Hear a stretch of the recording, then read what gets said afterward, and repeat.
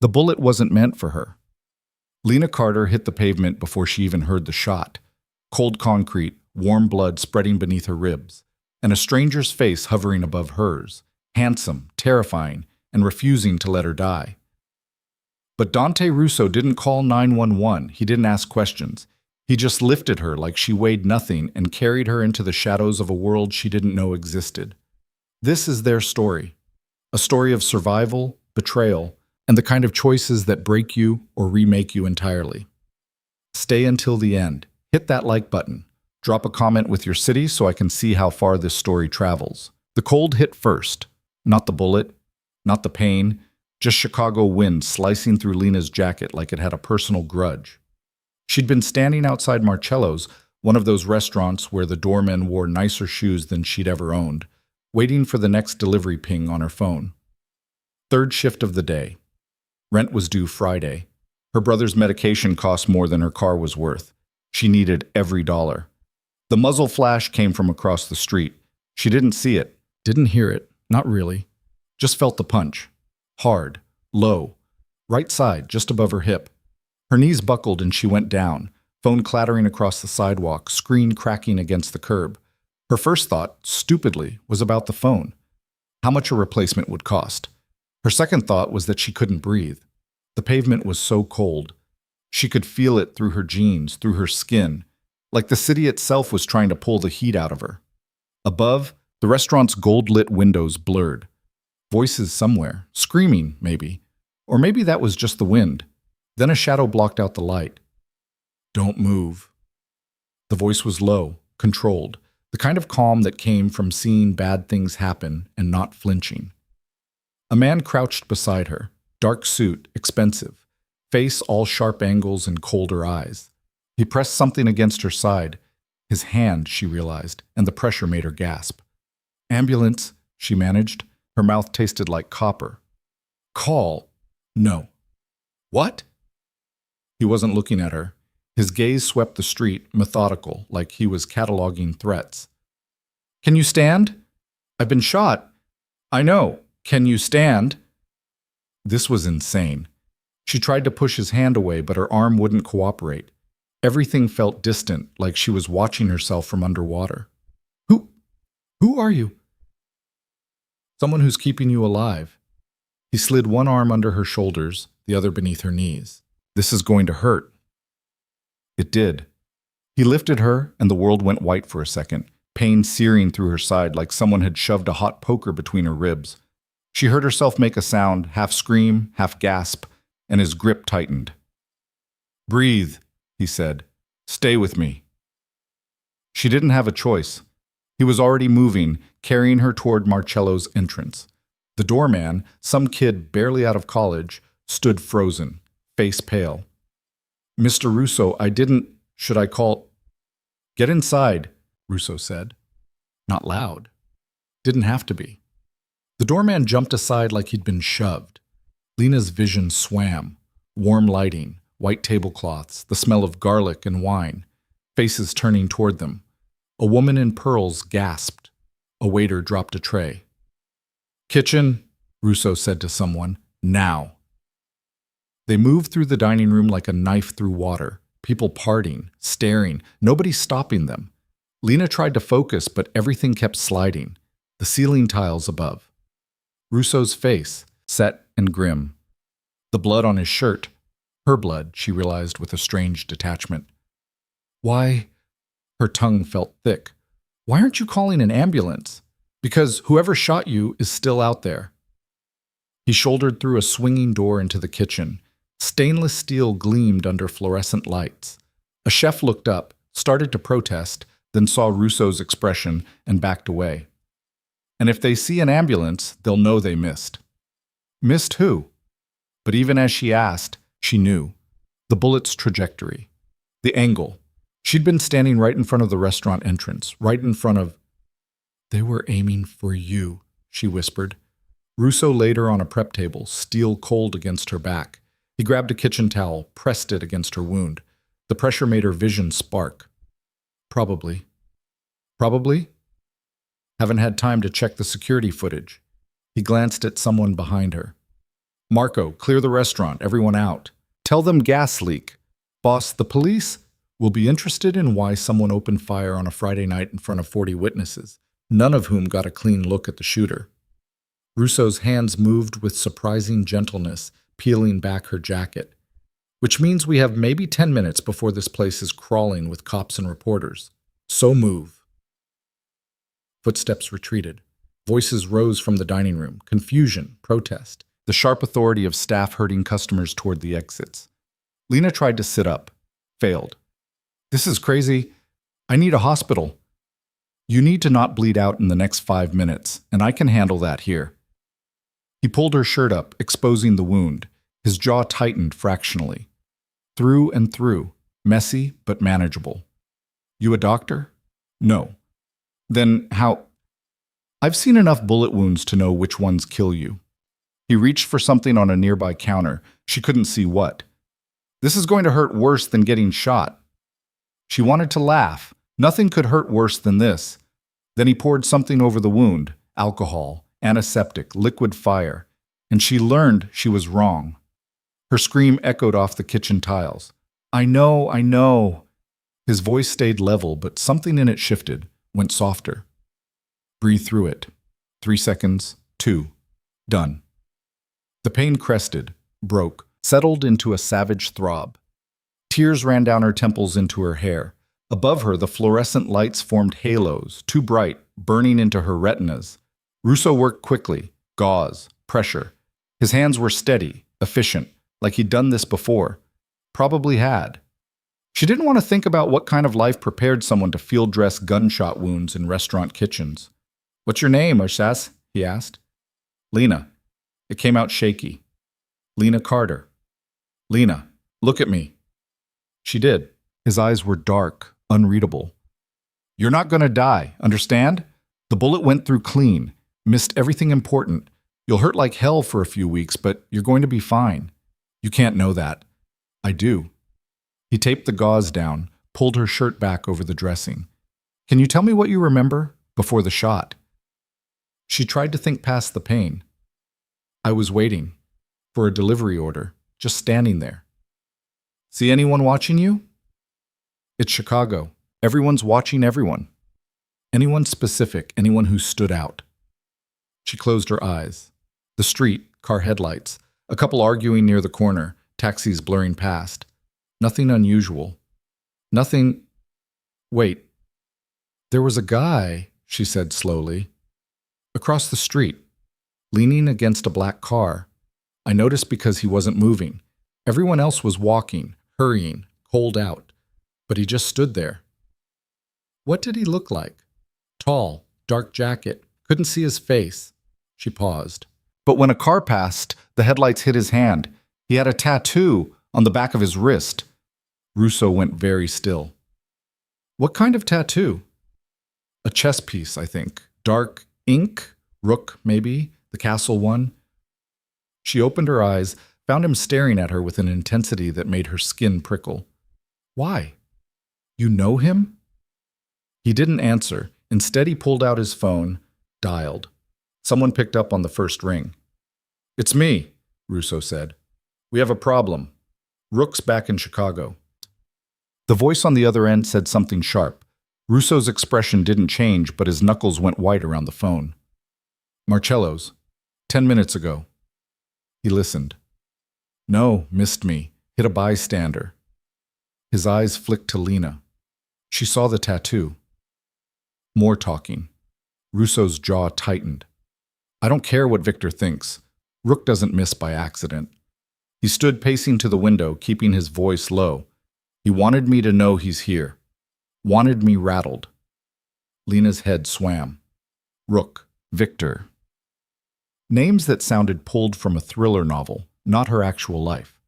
She tried to sit up again, managed it this time, though the room tilted dangerously. Hey, she said. Who the hell are you people? Russo ended the call, turned to face her. For a moment he just looked at her, measuring something. You should forget this, he said finally. Tonight, me, all of it. Kind of hard to forget getting shot. Tell the police it was random. Wrong place, wrong time. They'll believe it. Chicago's full of random violence. Is that what this was? No. Then what? He crossed back to her, pulled a card from his wallet, set it on the counter. There's a doctor. Private. Discreet. He'll check you over, make sure I didn't miss anything. No questions asked.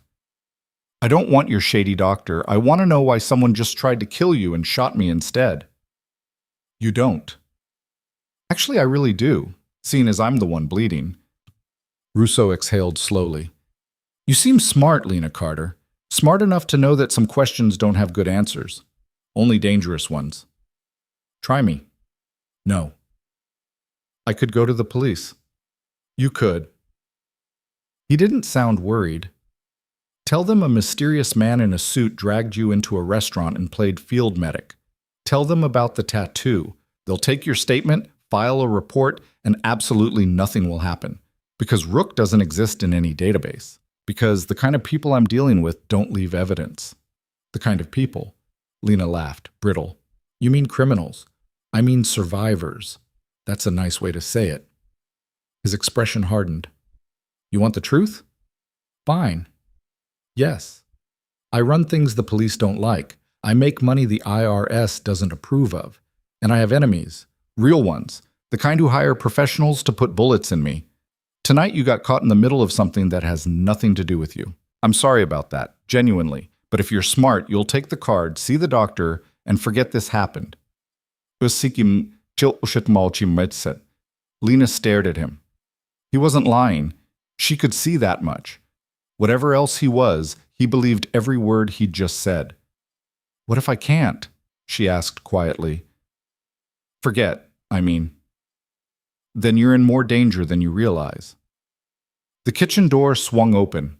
A woman entered, early 40s, sharp-featured, wearing a black peacoat and an expression that could freeze vodka. She looked at Russo, then at Lena, then at the blood on the floor. Police are 2 minutes out, she said. And we've got a situation. What kind of situation? The kind where security footage from 3 buildings all went dark 30 seconds before the shooting. The woman's voice was crisp, efficient. Professional job, clean. Rook. Or someone who wants us to think it's Rook. She pulled out a tablet, tapped the screen. But that's not the situation I'm talking about. Elena, her phone. The woman, Elena, turned the tablet toward them. On the screen was Lena's phone, cracked but still glowing. The delivery app was open, and beneath it a text message from a number Lena didn't recognize. Tell Russo we're just getting started. The girl has a brother, doesn't she? The pain in Lena's side became irrelevant. What? Her voice came out strangled. What did that... Where's your brother? Russo asked sharply. Home. He's disabled. Muscular dystrophy. He can't... She grabbed for her phone, but Elena pulled it back. Give me that. I need to call him. And tell him what? Elena's eyes were cold. That someone just threatened him? That'll help. He needs to know... He needs to be safe. Russo was already moving, phone to his ear again. Marco, I need a crew at... He looked at Lena. Address. She gave it. Apartment 4C, the building with the broken elevator and neighbors who minded their business a little too well. Russo relayed it, then, 2 guys minimum. Windows, doors, don't let anyone in I haven't cleared. Go now. He hung up, met Lena's eyes. They'll reach him before anyone else does, he said. How do you know? Because if Rook wanted your brother dead, he'd already be dead. This is a message, to me. Using my brother. Fury cut through the fog in her head. Using me. Yes. Why? Because that's how this works. You find the pressure points. You push until something breaks. Russo's voice was matter-of-fact, almost gentle. I'm sorry you're part of this now. Sorry doesn't fix it. No, it doesn't. Sirens wailed in the distance, getting closer. Elena glanced at Russo. We need to move. Agreed. He looked at Lena. You have 2 choices. Come with me, let me protect you and your brother until this is resolved. Or stay, talk to the police, go home, and hope Rook doesn't decide to send another message. That's not a choice. It's the only one you've got. Lena's hands shook. This wasn't real. Couldn't be. 6 hours ago, her biggest problem was whether she could afford both groceries and the electric bill. Now she was sitting in a restaurant kitchen, bleeding, while a man who ran an actual criminal empire told her someone was using her family as bait. "If I come with you," she said carefully, "what happens to my brother?" "He comes too. Private facility, medical staff, safe." "For how long?" "As long as it takes." "Takes to what? Kill whoever's after you?" Russo's silence was answer enough. "I don't want to be part of this," Lena said. "Too late. I'm a delivery driver. I don't know anything about your world. You know Rook's tattoo. You're a witness. That makes you valuable. To me, as information. To him, as a loose end. So I'm dead either way. Not if I keep you alive." The sirens were close now, maybe a block away. Elena moved to the door, watching the street through a gap in the blinds. "Dante?" she said. "Now or never." Russo extended his hand to Lena. "Your call." She looked at it. Clean, despite the blood on his shirt. Steady. The hand of someone who didn't shake when things went bad. She thought about Marcus, 17 years old, stuck in that apartment, in that chair with nothing but daytime TV and the nurses who came twice a week. She thought about the text message, the threat, the casual cruelty of using her family to get to someone else. She took Russo's hand. He pulled her upright. The room spun, but his grip kept her steady. "Smart choice," he said. "I didn't have one." "Still smart."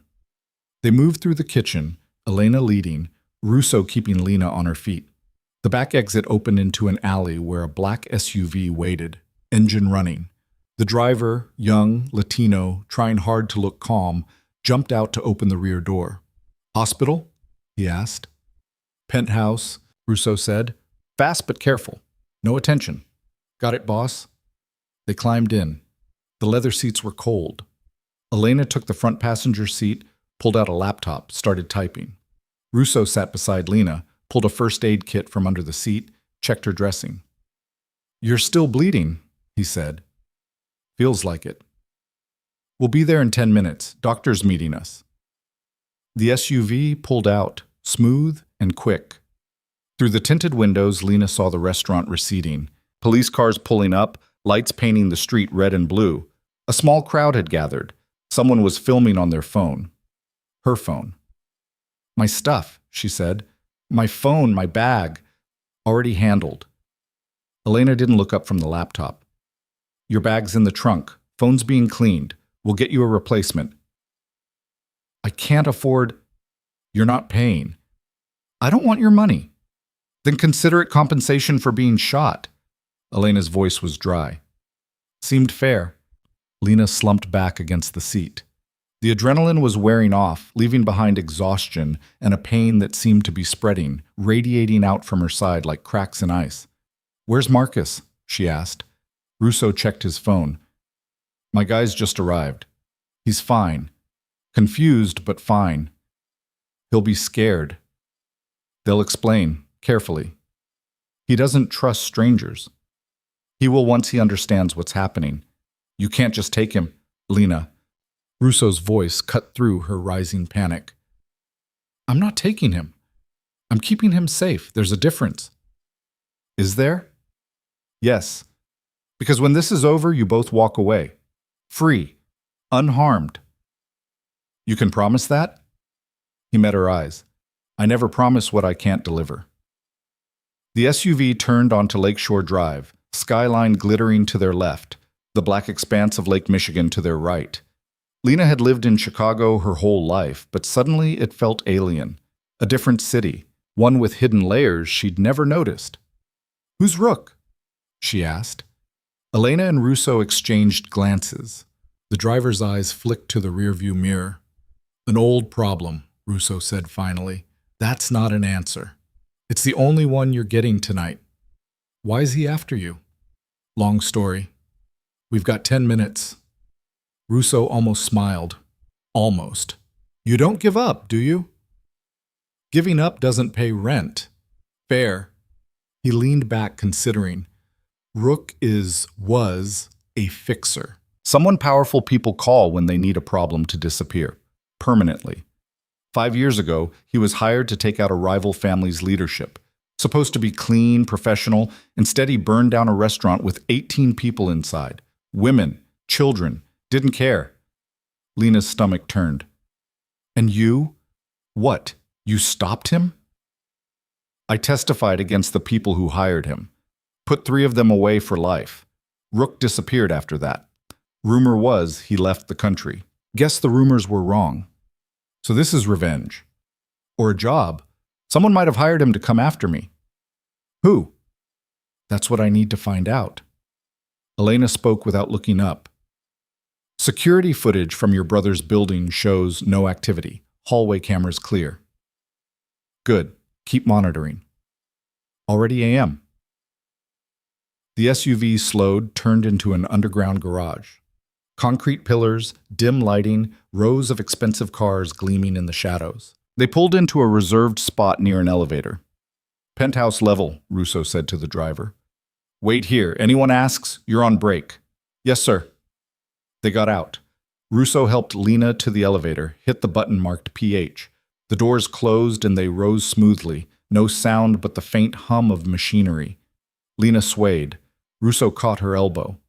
Almost there, he said. I might pass out. Try not to. Doctor's not great with drama. Despite everything, she laughed. It hurt. You have a weird sense of humor. You're not the first person to mention it. The elevator opened into a foyer. Marble floors, recessed lighting, artwork that probably cost more than Lena's yearly income. Double doors stood ahead, dark wood with brass handles. Russo unlocked them, guided her inside. The penthouse was ridiculous. Floor-to-ceiling windows overlooking the city, furniture that belonged in magazines, a kitchen with appliances Lena couldn't even name. Everything clean, modern, expensive. And waiting in the living room, a man in his 60s with wire-rimmed glasses and a medical bag. Dante? He said calmly. Another one? Through and through, right side. I cleaned it, but she needs proper treatment. I'll take it from here. The doctor gestured to a sectional sofa. Let's have a look. Russo helped Lena sit. She was shaking now, shock setting in properly. The doctor opened his bag, pulled on gloves, lifted her shirt with professional detachment. Not bad, he said. Painful, but you'll heal. When's your last tetanus shot? I don't. Years ago? I'll give you another. And antibiotics. You allergic to anything? No. Good. He worked efficiently, cleaning the wound again, applying fresh dressing, muttering about luck and millimeters. Russo stood by the windows, phone to his ear, voice too low to hear. Elena had disappeared into another room. You're going to be sore for weeks, the doctor said, taping the final bandage. No heavy lifting. Change the dressing twice daily. I'll leave supplies. Any fever, excessive pain, you call me immediately. Okay. I mean it. Infections can kill you faster than bullets. Great. Thanks for that image. He smiled faintly. You seem tough. You'll manage. He pulled a syringe from his bag. Tetanus. This'll sting. It did, but compared to getting shot, it barely registered. The doctor packed up, spoke quietly with Russo, then left. Lena sat on the sofa, staring at the city lights, trying to process the last hour. Failed completely. Russo returned, carrying a glass of water and 2 pills. Painkillers, he said. Strong ones. You'll sleep. I can't sleep. Marcus is on his way here. Should arrive in about 20 minutes. You can see him, make sure he's okay, then rest. Lena took the pills, swallowed them with water that tasted filtered and expensive. Her side throbbed with each breath. Why are you doing this? She asked. I told you. You're a witness. You could have left me on the street. Could have. Didn't seem right. You're a criminal. So? Criminals don't usually have morals. Russo sat in the chair across from her. Everyone's got morals. They're just not always the same ones. What are yours? I don't hurt civilians. I don't involve families. And I don't leave people bleeding on sidewalks when it's my fault they got hurt. Noble. Practical. I can live with a lot of things. That's not one of them. Lena studied him. In different lighting, without the blood and chaos, he almost looked normal, tired, human.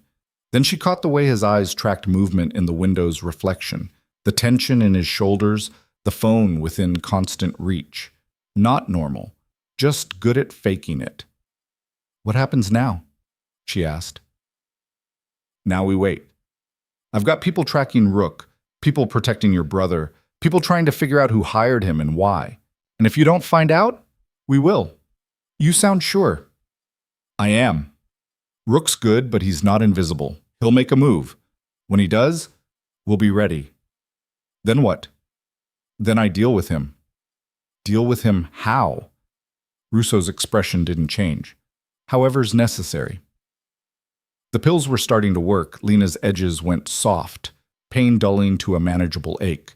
She knew she should be more afraid of Russo, of Rook, of whatever she'd fallen into, but exhaustion was winning. I don't even know your first name, she said. Dante. That's dramatic. My mother liked poetry.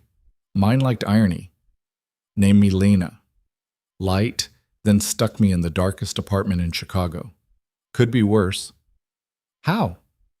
Could have named you Hope. That's just asking for disappointment. She smiled despite everything. You're weird. I've heard that too. A phone buzzed. Russo checked it, stood. Your brother's here.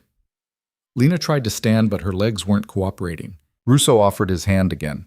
This time she took it without hesitation, let him pull her upright. They walked to the elevator. When the doors opened, two men stepped out, both large, both armed, both trying to look non-threatening for the kid in the wheelchair between them. Marcus looked up, saw Lena, and his face crumpled with relief. Lena, what? These guys said you were hurt, that someone... I'm okay.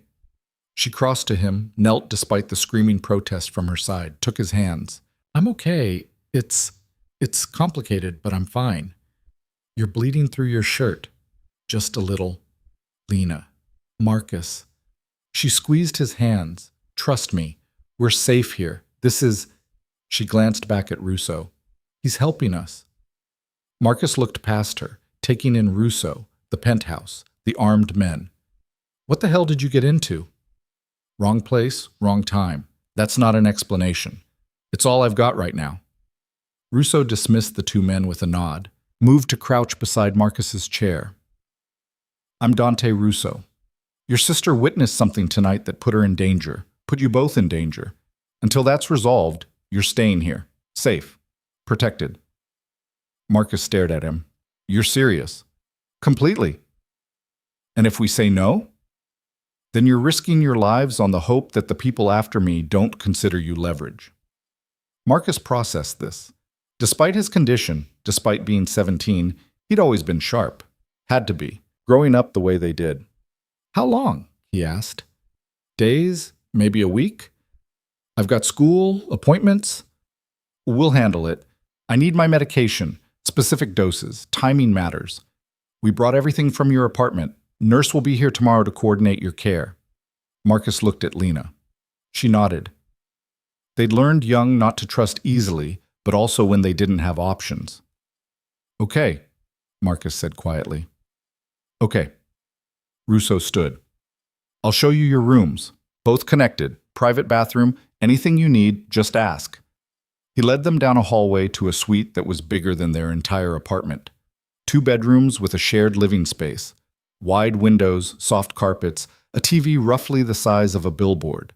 Marcus wheeled himself to the window, looked out at the city. This is insane. Yeah, Lena agreed. What did you see? That got us into this? A tattoo on the guy who shot at me. That's it? Apparently that's enough. Marcus turned his chair around. And Russo? He's like mob or something? Or something. Lena, I know. But right now he's the only thing between us and someone who threatens people for a living. So we stay. We cooperate. And when this is over, we leave and never look back. You promise? She crossed to him, kissed the top of his head. I promise. Russo appeared in the doorway. Doctor left antibiotics for you, Lena. And Marcus, Elena's coordinating with your specialists. If you need anything adjusted, tell her. Who's Elena? Marcus asked. My right hand. Smart, efficient, doesn't suffer fools. Sounds delightful. She grows on you. Marcus smiled slightly. I'm tired. Bed's through there, bathroom's stocked. I'll have food sent up. Anything you want. Pizza? Easy. Any preferences? Mushroom and pepperoni. Extra cheese. I'm done. Russo left. Lena helped Marcus into the bedroom, got him settled. He looked small in the king-sized bed, young. She hated that this was happening to him, hated that her choices, her proximity to something she didn't even understand, had dragged him into danger. I'm sorry, she said. Not your fault. Feels like it. Lena, you got shot protecting someone else's secret. If anything, you're the victim here. Doesn't feel that way. He reached for her hand. We've survived worse. Have we? We survived Mom leaving, Dad dying, the system trying to split us up. We survived me getting diagnosed, you dropping out to work 3 jobs. This is just one more thing. She squeezed his fingers. When'd you get so wise? Had a good example. She stayed until he fell asleep, then limped back to her own room. The bed was absurdly comfortable. She peeled off her bloody shirt, left it on the floor, crawled under covers that probably cost more than her car. Sleep took her under like a wave. She woke to sunlight and the smell of coffee. For a moment, she forgot where she was. Then her side reminded her, a deep, persistent ache that sharpened when she moved. The clock read 9:47 a.m. She'd slept almost 12 hours. Someone had left clothes on the chair, jeans, a soft sweater, both her size. Creepy or thoughtful, she couldn't decide. She showered carefully, changed the dressing like the doctor instructed, pulled on the new clothes. They fit perfectly, definitely creepy. The living area was empty, but she heard voices from the main room. She followed them, found Russo and Elena at the dining table, laptops open, talking in low tones. Don't buy it, Elena was saying. Rook doesn't work for cheap. Someone with serious money hired him. Agreed, but who? Russo looked up, saw Lena. You're awake. How's the side? Hurts. It will. Coffee? Please. He poured her a cup, black, strong, and gestured to a chair. She sat, grateful. Her legs still felt shaky. Your brother's still sleeping, Russo said. Nurse came by earlier, checked his meds. Everything's on schedule. Thank you. Pizza was a hit, apparently. He ate half the pie. Despite everything, Lena smiled. He would. Elena closed her laptop. We need to talk about next steps. Next steps? What you remember, what you saw. We need details. Lena wrapped her hands around the coffee cup. I told you everything. Guy across the street, dark jacket, tattoo. Think harder, height, build, hair color, anything. It was dark. I was focused on my phone. Before you were focused on your phone. Lena closed her eyes, tried to pull back the memory. The street, the cold, waiting for the ping. She'd looked up once, maybe twice, scanned for the restaurant entrance, and tall, she said slowly. Maybe 6'2", 6'3". Lean but not skinny, moved like, she paused, searching for the right word, like someone comfortable, confident. No wasted motion. Good. Hair? Dark, short. Age? Couldn't tell. 30s maybe? Could have been older. The car he was leaning against? Make? Model? Black sedan? New? I don't know cars well, but it was nice, clean. Elena made notes. Anything else? Scars, jewelry, distinctive features? Just the tattoo. You're sure it was a rook? Lena opened her eyes. I'm sure. I played chess with my dad when I was a kid. I know what a rook looks like. Russo and Elena exchanged looks again, some silent conversation passing between them. What? Lena asked. What does the tattoo mean? It's his signature, Russo said. Every job, he leaves it somewhere, sometimes on the scene, sometimes on the target. On the target? Carved, after. Lena set down her coffee, suddenly nauseous. You're saying he marks people? Like art, sick, but consistent. And he's here for you. Looks that way. Why now? You said 5 years since you testified. That's what I'm trying to figure out. Russo stood, walked to the windows. The morning light made his face look harder, older. Rook doesn't act without reason. Someone paid him. Someone with a grudge and deep pockets. Who has grudges against you? Long list. Narrow it down. He turned, almost smiled. You don't work for me, remember? You're a witness, not an investigator. I'm someone who got shot because of your problems. That buys me some answers. Elena snorted softly. She's got a point. Russo considered. 3 main candidates, the Volkov family. I took their territory 2 years ago. The Italians, remnants of the old guard who don't like how I run things. And a wild card, a cop named Hayes, corrupt detective who I've been quietly undermining. A cop hired an assassin? Hayes has resources, connections. He's dirty enough that it's possible. So what's the plan? Wait for him to try again? No, I draw him out. How? By making myself a target. Lena laughed, sharp. That's your plan? Get shot. Controlled environment, my people, cameras. When he shows, we take him. And if it goes wrong, it won't. You can't know that. I can know that I'm better at this than he is. Elena stood. I've got feelers out, checking flights into O'Hare, rental cars, hotel bookings. If Rook's here, he left a trail. Keep on it. She nodded, left the room. Lena stayed seated, watching Russo. He looked tired, not exhausted. This wasn't someone who exhausted easily, but worn, like he'd been fighting for too long. You don't have to do this alone, she said. I'm not. I've got Elena, Marco, a dozen others. I meant, she stopped. Didn't know what she meant. Never mind. Russo crossed back to the table, sat across from her. You're not responsible for this, Lena. Feels like I should help. You did. You told us about the tattoo. That's enough. Is it? Yes. She didn't believe him, but didn't argue. Instead, she asked, what happens when you catch him? That depends. On what? On whether he talks. And if he doesn't? Russo's expression went flat, empty. The kind of empty that came from making hard choices and living with them. Then I make sure he can't hurt anyone else. You mean kill him? I mean protect the people I'm responsible for. That's not an answer. It's the only one you're getting. They sat in silence. Outside, Chicago woke up. Traffic sounds, distant sirens, the hum of a city that never quite stopped. Lena thought about her old life. Deliveries, bills, small problems that felt enormous. Now those problems seemed laughably simple. I want to see the security footage, she said. Why? Because maybe I'll remember something else, something that helps. Russo studied her. You sure? It's not pleasant. I got shot. I think I can handle video. He pulled out his phone, tapped a few times, then slid it across the table.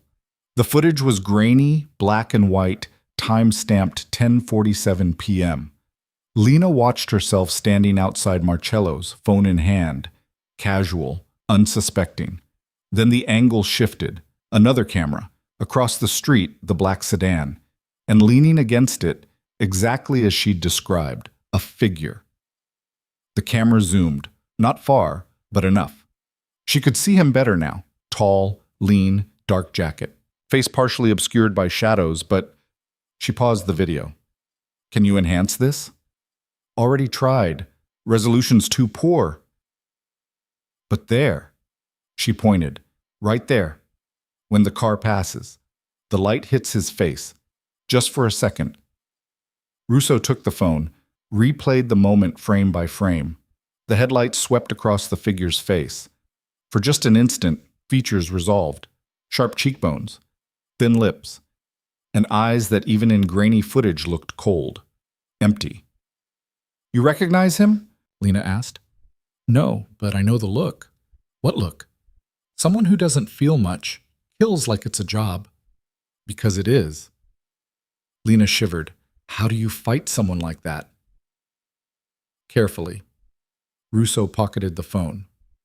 and by being smarter. Are you smarter? We'll find out. The rest of the day passed in strange limbo. Marcus woke around noon, had breakfast, or lunch, he wasn't sure, and spent the afternoon watching movies. Elena came and went, always on her phone, always working some angle. Russo disappeared into his office, emerged occasionally to check on them. Lena felt useless, restless.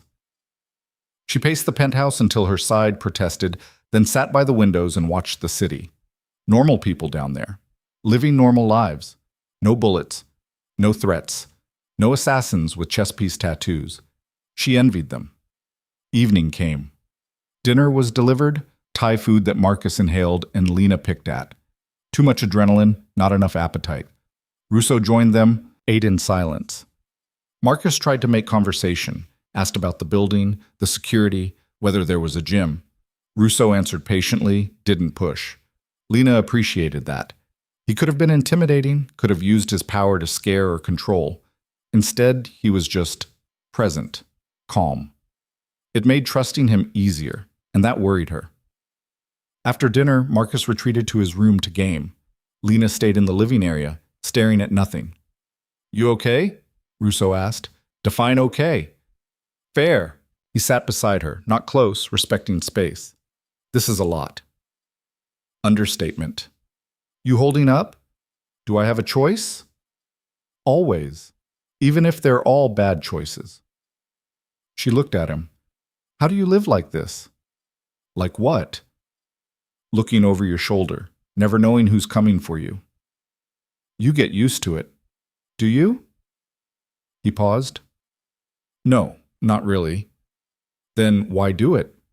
"Because the alternative is worse." "What's the alternative?" "Weakness, vulnerability, letting people take what's yours because you're not strong enough to stop them." His voice was quiet, almost introspective. "I grew up with nothing. Watched my father work himself to death for pennies. Watched my mother cry when she couldn't afford groceries. Swore I'd never be powerless like that. So I built something, took control. And yeah, that comes with enemies. But at least I'm not helpless." "You think power makes you safe?" "No, but it makes you dangerous. And dangerous is better than victim." Lena turned back to the window. "I spent my whole life trying not to be dangerous. Just wanted simple, quiet." "How'd that work out?" "Got me shot." "Exactly." He stood. "Simple's a luxury. World doesn't care what you want. It's going to hit you either way. Only question is whether you hit back." He left her alone with that. She sat for a long time, thinking. About Marcus. About the life they'd built from scraps and stubbornness. About how quickly it could all fall apart. About whether Russo was right. Around midnight, she finally went to bed. Sleep came harder this time, pain and anxiety warring for dominance. She drifted in and out, half dreams full of gunfire and cold streets, and eyes that didn't blink. Somewhere around 3 a.m., her phone buzzed. The new one Russo had given her. She grabbed it, squinting at the screen. Unknown number. A text. "Still breathing? Impressive. Let's see how long that lasts." Below it, a photo. Her apartment building, taken from across the street. Recent. She could see the broken streetlight they'd been reporting for months. And standing in the foreground, barely visible in the shadows, a figure.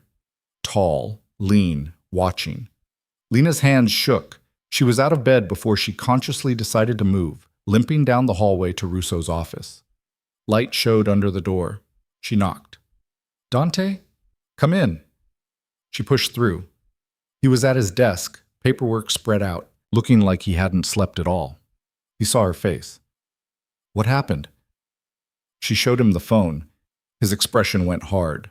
Cold, the kind of cold that made the room temperature drop. "When?" he asked. "Just now." He pulled out his own phone, dialed. "Marco, status on the Carter apartment." Pause. "Check again. Someone was there tonight." "I don't care if the cameras didn't catch it. He's better than your cameras." Another pause. Russo's jaw tightened. "Pull back. He's baiting us. Wants us scrambling." He hung up, met Lena's eyes. "He's playing with us." "Why?" "Because he can. Because making us afraid is part of the game. I'm not afraid. Russo's expression softened fractionally. You should be. Fear keeps you sharp. Or it paralyzes you. Not you. You're tougher than you think. She wanted to believe him. What do we do? We move up the timeline. For what? The trap. I was going to wait a few days, gather more intel, but Rook's accelerating, which means we accelerate too. When? Tomorrow night. That's fast. Fast is all we've got. He stood, came around the desk. I need you to trust me. I barely know you. I know, but I'm asking anyway. Lena looked at the phone in her hand. The message, the threat, the casual cruelty of someone who killed for money and slept fine after. She looked back at Russo. Complicated, dangerous, maybe even evil by some definitions, but standing between her and something worse. Okay, she said, I trust you. Don't hear it, he replied. Trust is how you get hurt. Just believe I'll keep you alive. That's enough. It wasn't, but it would have to be. The trap was simple. Too simple, Lena thought, listening to Russo explain it for the third time. But sometimes simple was all you had. I'll be at the old Riverside warehouse, Russo said, spreading a map across the dining table. Public enough that Rook will know about it. Isolated enough that civilians won't get caught in crossfire. Elena traced a finger along the warehouse perimeter.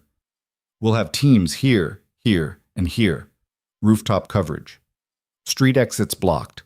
The moment he shows, we box him in. And if he doesn't show? Marcus asked. He'd insisted on sitting in, wheelchair pulled up to the table like this was a strategy meeting he had every right to attend, which Lena supposed he did. His life was on the line too. He'll show, Russo said. He's been pushing us, testing responses. He won't pass up a clean shot. How do you know it'll be clean? Lena asked. Because I'm making it look clean. Just me. Walking the perimeter, checking inventory. Routine business. Russo's voice was flat, mechanical. He'd explained this part twice already. He thinks he's hunting, doesn't realize he's the prey. Unless he does realize, Elena said, in which case this gets messy fast. Everything gets messy. Question is whether we control the mess or it controls us. Lena studied the map. The warehouse sat on the river's edge, industrial area, lots of concrete and metal and places to hide. You're using yourself as bait. Yes. That's stupid. It's necessary. Those aren't mutually exclusive. Russo almost smiled. Fair point. Marcus leaned forward, squinting at the map. What about exits? If he gets past your teams, he won't. But if he does, then we have a problem. Elena pulled up photos on her tablet. But we've accounted for every route. Water, street, rooftop. He'd have to ghost through walls to escape. People always say that before things go wrong, Marcus muttered. Lena caught Russo's eye. He looked tired. Not defeated. She didn't think he knew how to look defeated, but worn thin. Like he'd been running on willpower alone for too long. When's this happening? She asked. Tomorrow night, 8 p.m. That's barely 24 hours. Like I said, fast is all we've got. What do you need from us? Stay here, stay safe, let me handle this. That's it? We just wait? Yes. Lena wanted to argue, wanted to insist she could help somehow, but what could she do? She was a delivery driver with a gunshot wound and zero combat training. Marcus was in a wheelchair. They'd be liabilities, not assets. Okay, she said quietly. We'll stay. Russo's expression softened fractionally. Thank you. Don't thank me. Just don't get killed. Wasn't planning on it. Elena closed her tablet. I've got final prep to handle. Marco's running equipment checks. We should be ready by midnight tonight. Good. Keep me updated. She left. Marcus wheeled back from the table. I'm going to go call Mom's old friend, Sarah. She checks on us sometimes. Make sure she knows we're okay. Don't tell her where we are, Russo said. I'm not an idiot. Didn't say you were. Marcus left too, leaving Lena alone with Russo. The silence stretched. Outside, afternoon sun painted the city gold and gray. You don't have to do this, Lena said. We've established that I do. You could run, disappear, start over somewhere Rook won't find you. Russo shook his head. Running doesn't work. Not from people like him. They're patient. They'll wait years if they have to. Better to face it now, on my terms. What if your terms aren't good enough? Then I die, but at least you and Marcus walk away clean. That's not comforting. Wasn't meant to be. He stood, stretched. Something in his back cracked. But it's the truth. This ends tomorrow, one way or another. You keep saying that, like you're certain. I am. How? Because I've been doing this longer than Rook's been hunting me. I know how these things end. Lena stood too, slower, her side protesting. And how do they end? With someone dead and someone walking away. Which one are you planning to be? The one walking. She wanted to believe him, wanted to think he was invincible, untouchable, that tomorrow would go exactly as planned. But she'd seen enough of life to know plans were just wishes with extra steps. I'm scared, she admitted. Good. Fear keeps you alive. You said that before. Still true. She crossed to the window, pressed her palm against the glass, cold, solid, real. I don't know how you do this, live with this kind of pressure. You get used to it. You also said you don't get used to it. Guess I contradict myself sometimes. Dante, Lena. He came to stand beside her, close enough that she could feel his presence, far enough to not crowd. I'm not going to die tomorrow. I'm good at what I do. I've survived worse than Rook, and I've got people watching my back who are just as good. People die even when they're good. Yes, but not tomorrow, not me. She turned to face him, studied his expression, looking for doubt, for fear, for anything that suggested he was as human and breakable as she felt. Found nothing, just certainty, absolute and unshakable. You're either the bravest person I've met or the most delusional, she said. Probably both. Despite everything, she laughed. Yeah, probably. The rest of the day crawled. Lena tried to distract herself, TV, books, staring at the ceiling, but nothing worked. Her mind kept circling back to tomorrow. To Russo standing alone in a warehouse while someone with dead eyes lined up a shot. Marcus noticed. He always noticed. You're spiraling, he said over dinner. Pizza again. Apparently Russo's people had a standing account with half the restaurants in Chicago. I'm not. You've been staring at that same slice for 10 minutes. Lena set down the pizza. I'm fine. You're a terrible liar. Learned from the best. Marcus smiled slightly. Dad was pretty bad at it, too. The smile faded. You think this is going to work? Tomorrow? I don't know. But you hope it does? Yeah, I hope. Because of Russo. She glanced at him sharply. What's that supposed to mean? Nothing, just you seem to trust him, more than you usually trust people. He's keeping us alive. That's not what I meant. Lena knew exactly what he meant, didn't want to examine it too closely. He's complicated and dangerous, and definitely not someone I should trust. But right now he's the only option we've got. You didn't answer the question. There wasn't a question. Marcus took a bite of pizza, chewed thoughtfully. He looks at you weird. Weird how? Like you're a puzzle he's trying to solve. Everyone's a puzzle to guys like him. Maybe, but he doesn't look at Elena like that. Or me. Just you. Lena didn't know what to do with that information, so she filed it away and changed the subject. How's your pain today? Manageable. The nurse who came by is good, knows her stuff. Good. Lena? Yeah? After this is over, when we go home, are we going to be okay? The question hit harder than it should have, because truthfully, Lena didn't know. Someone had threatened Marcus, sent photos. Even if Russo dealt with Rook, what stopped the next threat? The next dangerous person who decided they were useful leverage? We'll figure it out, she said. That's not an answer. It's all I've got. He wheeled closer, took her hand. His fingers were thin, fragile-looking, but stronger than people expected. I know you're trying to protect me. You always do. But I'm not a kid anymore. You can tell me when things are bad. Things are bad. I mean really bad. Unfixable bad. Lena squeezed his hand. I don't think anything's unfixable, just some fixes take longer than others. You sound like a fortune cookie. Rude. True, though. She pulled him into a hug, careful of his chair, of her wound. He hugged back, tight. They stayed like that for a while. Two people who'd survived everything life threw at them by refusing to let go of each other. When they finally separated, Marcus's eyes were wet. We're going to be okay, Lena said, trying to convince herself as much as him. Yeah, Marcus whispered. We are. That night, sleep was impossible. Lena lay in bed watching shadows move across the ceiling, listening to the city hum below. Somewhere out there, Rook was watching too. Waiting. Planning.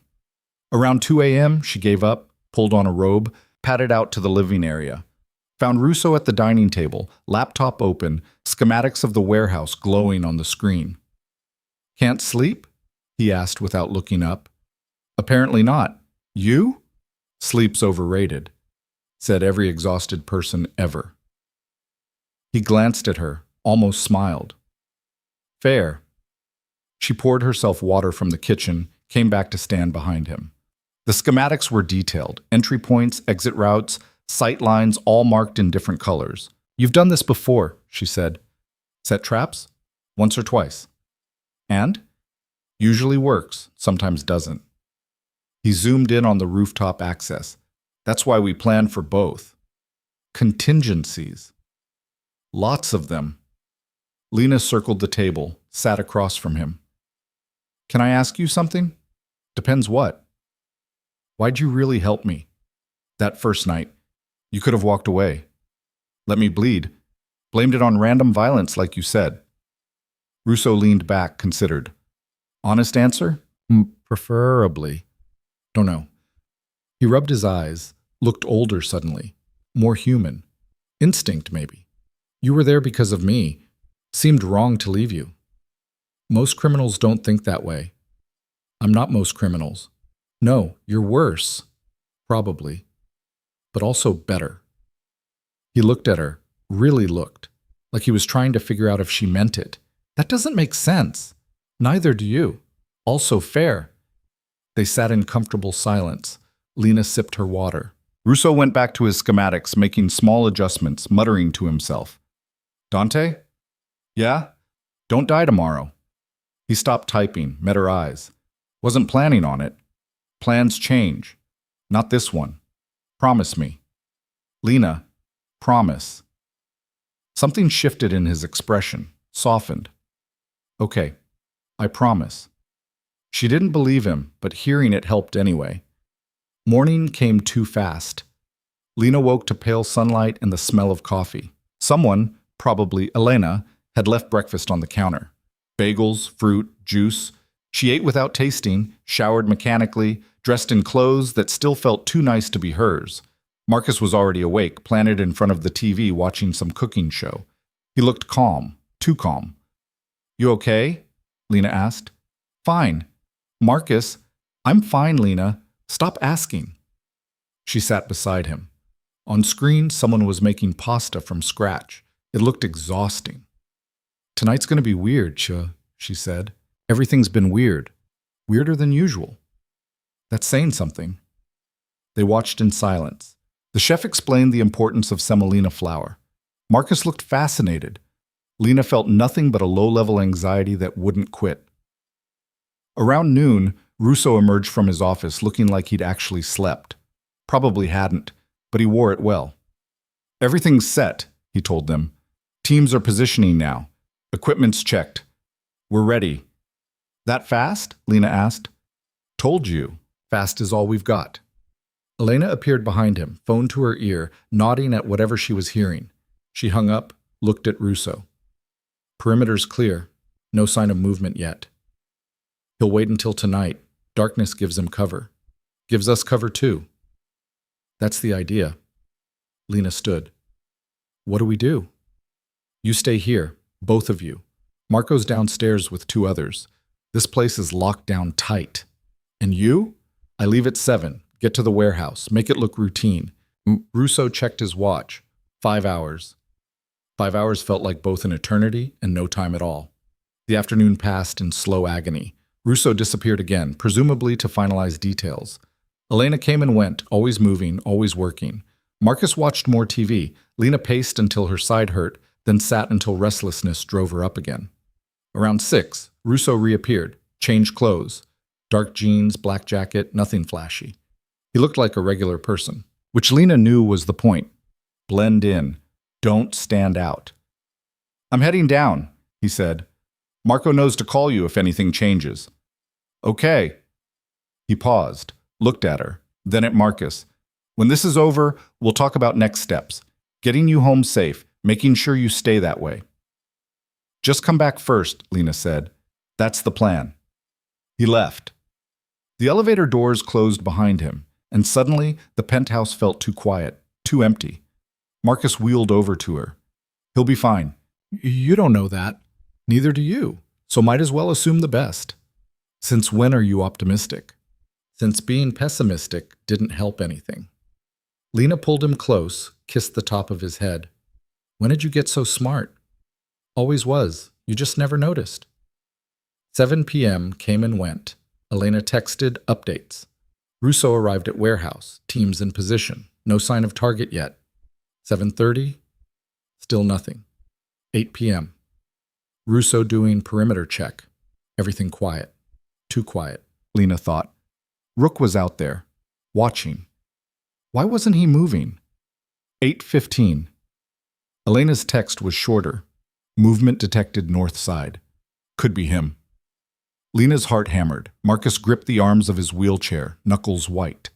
8:20, confirmed visual, subject matching description approaching from river access. 8:25, subject in range. Teams moving to intercept. 8:30, nothing. Lena stared at her phone. No new messages, no updates. Just silence. "What's happening?" Marcus whispered. "I don't know." 8:35, still nothing. 8:40, 8:45. Then, finally, at 8:50, her phone rang. "Elena," Lena answered. "What happened?" "We got him." Elena's voice was tight, controlled. "He's down. Russo's fine." Relief hit like a wave. "You're sure?" "Positive. Rook's in custody. Medics are checking Russo now. He took a graze to the shoulder, but nothing serious." A graze? Bullet skimmed him, barely broke skin. He's already complaining about the fuss. Despite everything, Lena smiled. That sounds like him. "We're bringing them both back. Should be there in 30 minutes. "Both?" "Russo and Rook. We're keeping Rook contained until we figure out who hired him." "He's cooperating?" "Not yet, but he will." Elena's voice went hard. "One way or another." She hung up. Lena lowered the phone, looked at Marcus. "They got him," she said. Marcus exhaled shakily. "Really? Really? And Russo? Barely scratched. Thank God." They waited. 30 minutes felt like 30 hours. Lena couldn't sit still. Marcus tried to distract himself with TV, but gave up after 5 minutes. They both just stared at the elevator, willing it to open.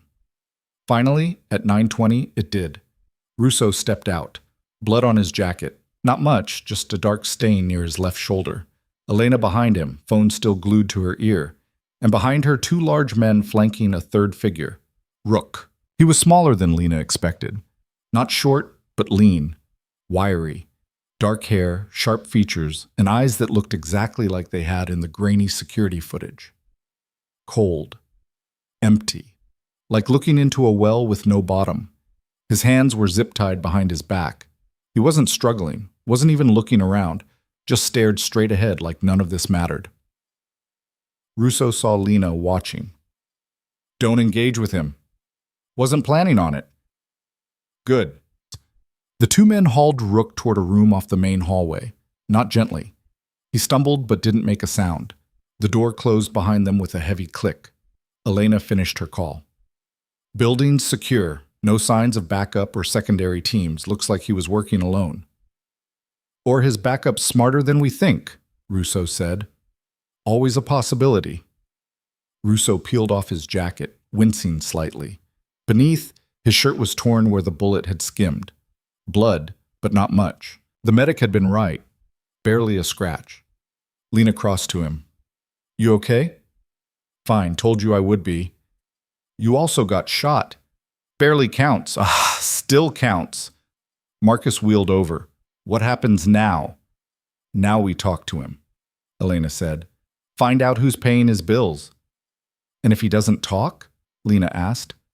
Everyone talks eventually. Russo's voice was flat, matter of fact. Just depends how long it takes. Lena didn't want to think about what that meant. The next hour was tense. Russo and Elena disappeared into the room with Rook. Lena and Marcus sat in the living area, trying not to imagine what was happening behind that closed door. Voices occasionally drifted out, low, controlled, never raised, which somehow made it worse. Around 10:30, the door opened. Russo emerged alone, face grim. Well? Lena asked. He's not talking. Yet. Russo ran a hand through his hair. But he will. I've got leverage. What kind of leverage? The kind that makes people reconsider their loyalties. Dante. Leave it, Lena. You don't want details. She probably didn't, but part of her wondered what it took to break someone like Rook. What methods Russo considered acceptable. What lines he was willing to cross. Elena appeared in the doorway. He wants to negotiate. Russo's expression hardened. With what? Information. Says he'll give us one name, the person who hired him, in exchange for immunity. Immunity from what? Us. Says he knows we can make him disappear. Wants assurance we won't. Russo laughed, short, bitter. He's got nerve. Is it true? Lena asked quietly.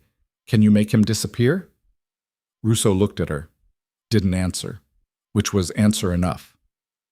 Do we take the deal? Elena asked. Depends what name he gives us. Could be a lie.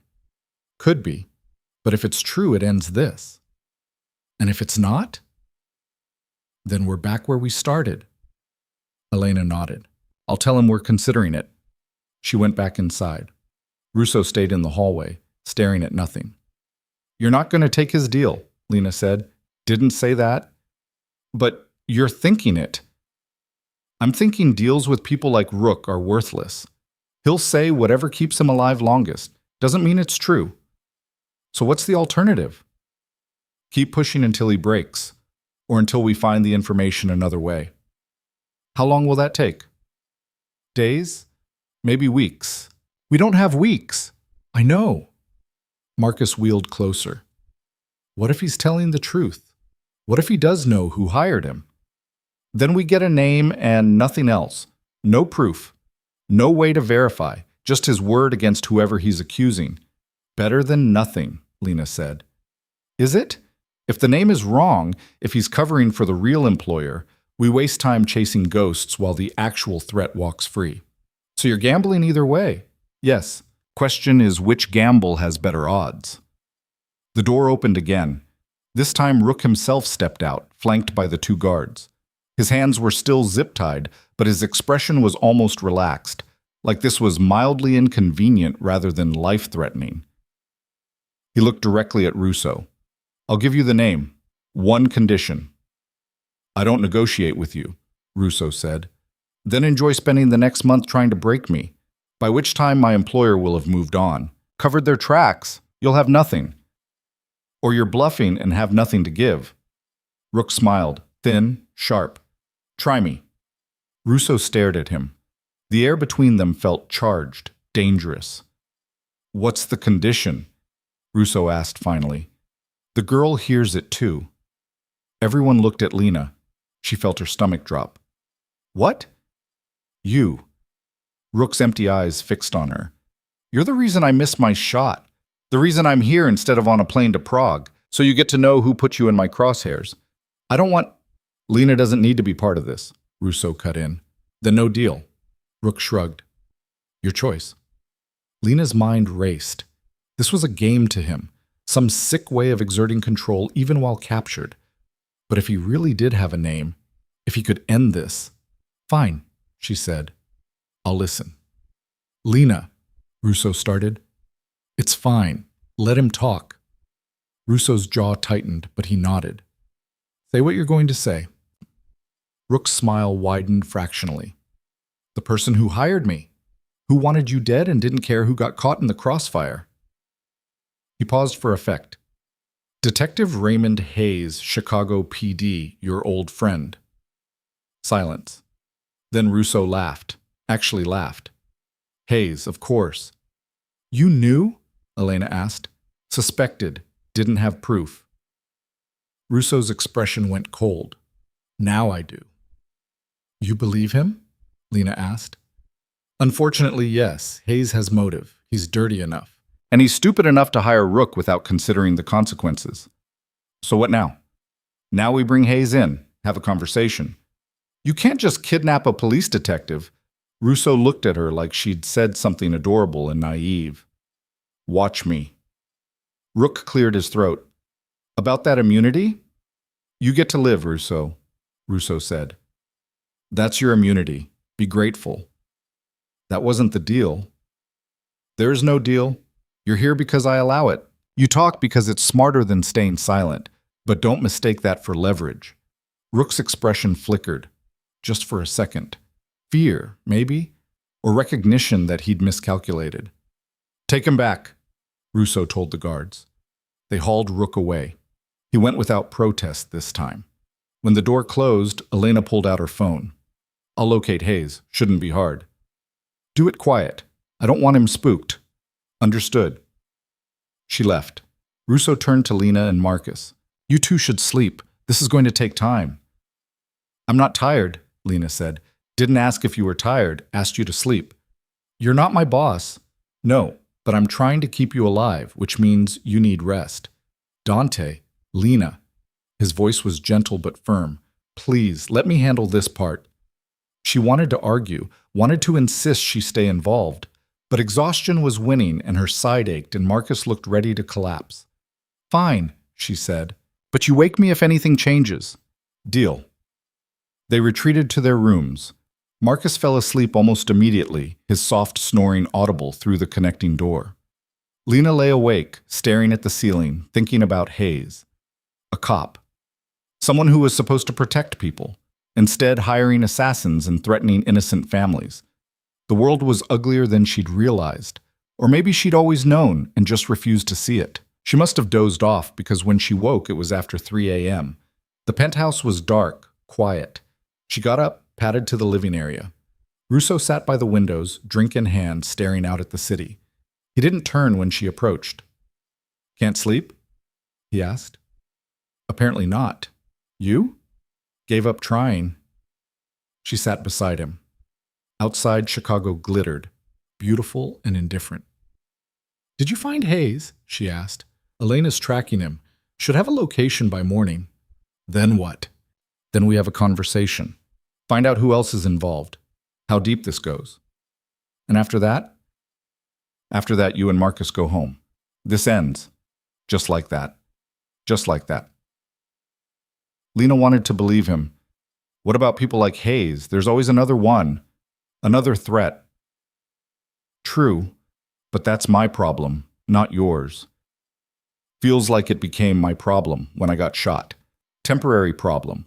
Once Hayes is handled, you're clear. No connection to me. No reason for anyone to target you. You make it sound simple. It is simple. Not easy, but simple. She turned to look at him, profile sharp against the window's glow. Thank you. For everything. Don't thank me yet. We're not done. Still, you could have left me on that street. Didn't. Couldn't. Why not? He was quiet for a long moment, then, because walking away from people who need help isn't who I am. Whatever else I've done, whatever lines I've crossed, I don't leave people to die when I can save them. That's why you do this? Build your empire? To save people? No. I built it because I was angry and ambitious and wanted control. Saving people is just a side effect sometimes. You're complicated. You've mentioned that. They sat in silence. Comfortable. Easy. like they'd known each other longer than 3 days. "What'll you do?" Lena asked. "After this is over?" "Oh, same thing I always do. Survive, keep building, stay ahead of the next threat." Sounds exhausting. It is. Ever think about stopping? He smiled slightly. Every day. But you won't. No, stopping means weakness. Weakness means death. Or it means peace. Not in my world. Lena thought about that, about living in constant motion, always looking over your shoulder, never resting. "I don't know how you do it." "No, you'd be surprised what you can do when the alternative is worse." "Maybe." They fell quiet again. Lena felt sleep pulling at her but didn't want to leave, didn't want to break whatever this moment was. "Dante?" "Yeah?" "After we leave, after this is over, will I see you again?" He looked at her, really looked. Something in his expression she couldn't name. Probably not. It's safer that way. Safer for who? For you. What if I don't want safe? Lena, I'm just saying. Maybe safe is overrated. It's not. How do you know? Because I've seen what happens when people like you get too close to people like me. It never ends well. You don't know that. I do. She wanted to argue, wanted to say he was wrong, that things could be different, but his expression was closed, final. The conversation was over. "Okay," she said quietly. "Safer it is." He nodded, looked back out the window, and Lena went back to bed, feeling something she couldn't name settling heavy in her chest. Morning came gray and cold. Elena woke them with news. Hayes was at home, alone. Perfect opportunity. Russo was already dressed, ready. "I'm bringing him here, should be back by noon." "You're going alone?" Lena asked. "Taking Marco. We'll be fine." Famous last words. "I'll be careful." "You better be." He left with Marco. The penthouse felt empty without them. Lena and Marcus tried to occupy themselves, but everything felt like waiting, watching the clock, counting minutes. 11 a.m. came and went. No word. 11:30, noon, 12:15. Finally, at 12:30, the elevator opened. Russo stepped out, followed by Marco and a third man. Hayes. He looked exactly like Lena imagined a corrupt cop would. Middle-aged, thick around the middle, eyes that darted everywhere like he was calculating exits. His hands were cuffed in front of him. "Sit," Russo told him, gesturing to a chair. Hayes sat, tried to look defiant but mostly looked scared. Russo stood over him. "You hired Rook to kill me. I don't know what you don't waste my time. Rook already gave you up. Question is who you're working with. Nobody, just me." "Wrong answer. Try again." Hayes swallowed hard. "I'm serious. It was just me. You've been causing problems, interfering with operations. I wanted you gone." "What operations?" "Ones you don't need to know about." Russo's expression went dangerous. "Detective, you're in my home, cuffed, surrounded. This is not the time for bravado. You can't touch me. I'm a cop. You're a criminal pretending to be a cop. There's a difference. I've got, what, backup? Evidence? Friends in high places?" Russo leaned closer. "None of that matters anymore. You hired an assassin, threatened civilians, sent photos to a teenager to scare his sister. You think anyone's coming to save you?" Hayes' face went pale. "I didn't. That wasn't. Whose idea was it?" "Mine. I swear, just mine." Lena stepped forward. "You're lying." Hayes looked at her, blinked. "Who?" "The girl you had Rook threaten. The one who got shot because of you." Lena's voice shook, but she kept going. "You sent photos of my apartment. Threatened my brother. Now you're going to sit there and lie about working alone?" "I'm not." "Yes, you are. Because guys like you don't do anything alone. You're too scared, too weak. So who's pulling your strings?" Hayes' mouth opened, closed. He looked at Russo. "You going to let her talk to me like that?" "Why wouldn't I?" Russo asked mildly. "She's a civilian. So is her brother. Didn't stop you from threatening him. That was just to rattle you. Wasn't serious." Felt serious when I got the text, Lena said. Look, I'm sorry about that, really, but no buts. Russo's voice cut through. Names. Who else is involved? Hayes hesitated. Lena could see the calculation happening. Weigh loyalty against survival. See which mattered more. If I tell you, Hayes said slowly, what happens to me? Depends what you tell me. I need guarantees. You need to understand you don't have leverage. I could go to the FBI, tell them everything. You could. They'd be very interested in your connection to organized crime, and whatever happens to me, you'd still go to prison. Hayes deflated. Volkov. Alexei Volkov. He's the one who wanted you gone. Russo went very still. Volkov hired you? Indirectly, through intermediaries, but yeah. He's been planning this for months. I was just part of the plan. What plan? Take you down, take your territory, rebuild the old networks you destroyed. And Rook? Volkov's idea. I just made the connection, arranged payment. Russo and Elena exchanged glances, something passing between them. Understanding, maybe, or confirmation of suspicions. Where's Volkov now? Elena asked. I don't know. He moves around, stays off grid. Not good enough. I'm serious. I only ever met him once. Everything else was phone calls, encrypted. Russo pulled out his phone, showed Hayes a photo. This your contact? Hayes studied it, nodded. Yeah, that's him. Good. Russo pocketed the phone. Marco, take him to the spare room. Keep him there.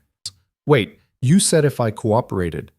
I said it depended what you told me. You told me enough to be useful, not enough to buy freedom. You can't keep me here. Watch me. Marco hauled Hayes away. His protests faded as the door closed. Lena looked at Russo. Volkov, that's bad, isn't it? Very bad. How bad? The kind of bad that means this isn't over, not even close. Elena was already typing before Russo finished speaking. Her fingers moved fast across her laptop, pulling up files, cross-referencing data. If Volkov's involved, this is bigger than we thought. How much bigger? Lena asked. Russo moved to the window, stared out at the city like he could see threats forming in the skyline. Alexei Volkov runs what's left of the old Russian networks. Arms, drugs, people, anything that makes money and breaks laws. 2 years ago, I took 3 of his distribution hubs. Cost him millions. He swore he'd get even. Bottomani Shemo Prexson. Guess he meant it, Marcus said quietly from his wheelchair. Apparently. Russo's voice was flat, controlled, but Lena could see tension in his shoulders, the way his hand kept drifting to his phone. So what's the play? Elena asked without looking up. We can't hit him directly, not without starting a war. War might be inevitable. War is expensive, messy, bad for business. So is getting killed. Elena finally looked up, met his eyes. You want my honest opinion? Always. We use Hayes. He's our proof. Take him to the feds. Let them handle Volkov. Russo laughed, short, bitter. The feds? You think they'll move on this? They will if we give them enough. And how long does that take? Weeks? Months? While they build a case, Volkov sends the next hitter, and the one after that. So we go to ground, disappear until the heat dies. Running doesn't solve this. Neither does charging in blind. They stared at each other. Some argument they'd probably had 100 times playing out in silence. Finally, Elena shook her head, went back to her laptop. Your call, she said. But for the record, I think you're making a mistake. Noted. Lena moved closer to Russo, lowered her voice. She's right. Going after Volkov is suicide. Maybe. Not maybe. Definitely. You said yourself he's got resources. People. If you push him, he'll push back harder. He's already pushing. Hiring Rook was just the opening move. Then don't give him the satisfaction of a response. Be smart. Russo looked at her. Something in his expression shifted, softened fractionally. When did you get so tactical? When I started caring whether you live or die. The words hung between them. Lena hadn't meant to say it like that. hadn't meant to admit she cared. But it was too late now. Russo's jaw tightened. Lena, don't do something stupid because you're angry. I'm not angry. You're furious. I can see it. What you see is me calculating odds. And what are the odds? He didn't answer, which was answer enough. Marcus cleared his throat. Can I say something? Everyone looked at him. He wheeled forward, navigating around the furniture with practiced ease. You're all thinking about this wrong, he said. Volkov doesn't want a war either. Wars cost him too. So he hired Rook to make a point, show he can reach you, but he's also using Hayes, a cop, as a cutout. Why? Deniability, Elena said slowly. If Rook got caught, the trail stops at Hayes, doesn't lead back to Volkov. Exactly. Which means Volkov's scared of direct confrontation too. He wants you gone, but he wants it clean, untraceable. Russo studied Marcus with new interest. You're sharper than you look. Thanks, I think. So if he wants clean, Lena said, following the logic, what happens when you make it messy? He escalates, Elena said, stops hiding, comes at us full force. Or, Marcus countered, he backs off, cuts his losses, decides you're more trouble than you're worth. That's optimistic, Russo said, but possible. Russo was quiet for a long moment, thinking, calculating. Whatever happened behind those dark eyes, Lena couldn't read it. There's a third option, he said finally. Which is, Elena asked. We give him what he wants. The room went silent. You want to die? Lena asked. That's the plan? No, I want him to think I'm going to die. Then I come back and end this permanently. Elena closed her laptop. You're talking about faking your death. I'm talking about controlling the narrative. Volkov wants me gone. Fine. I go. He thinks he won. Drops his guard. Then we dismantle everything he's built while he's celebrating. That's insane, Lena said. That's strategy. You can't fake a death. People will know. Witnesses, evidence. Not if we do it right. A fire, explosion, something that leaves no body to examine. And then what? Marcus asked. You just disappear? Forever? For as long as it takes. Takes to do what? Destroy him. Russo's voice was ice. Every asset, every lieutenant, every connection he's got, I burn it all down. Then I come back and there's no one left to threaten me. Elena stood, paced to the window. It could work. High risk, but possible. High risk is an understatement, Lena said. What about us? Marcus and me? If you disappear, what stops Volkov from coming after us? You're not part of this. Once I'm dead, there's no reason to target you. Hayes knew about us. Sent those photos. Volkov probably knows too. Russo hesitated, just a fraction, but enough for Lena to see she was right. We'd have to make it convincing, he said, that you were collateral damage, that you didn't know anything. How do you make that convincing? By making sure you're nowhere near me when it happens. Send you somewhere safe, visible, away from Chicago. Anyone watching would see you're not involved. I don't want to leave, Marcus said. You don't have a choice. Everyone keeps saying that. I'm starting to think it's not true. Russo looked at him, really looked. You want to stay? In the middle of this? I want my sister safe, which means staying where I can see her. Not getting shipped off to some safe house while you play dead and she worries herself sick. Marcus, Lena started. No, I'm serious. We've been through worse. We stick together. Lena wanted to argue, wanted to protect him like she always had, but the look in his eyes stopped her. He wasn't a kid anymore, hadn't been for a long time, and maybe treating him like one wasn't protecting him, just insulting him. Okay, she said quietly, we stick together. Russo watched them both, something shifting in his expression. Respect, maybe, or recognition. Fine, he said. You stay, but you follow every order I give. No questions, no hesitation. Agreed? They nodded. Good. Then here's what we do. The plan took shape over the next 2 hours. Russo laid it out piece by piece, Elena filling in gaps, Marcus occasionally asking questions that somehow made everything clearer. It was complicated, Dangerous, required precise timing and a lot of luck. But it might work. The core was simple. Stage an explosion at one of Russo's warehouses. Make it look like a hit gone right. Russo would be inside, supposedly inspecting inventory. The blast would be catastrophic. No survivors. No bodies recovered. Heat too intense. Destruction too complete.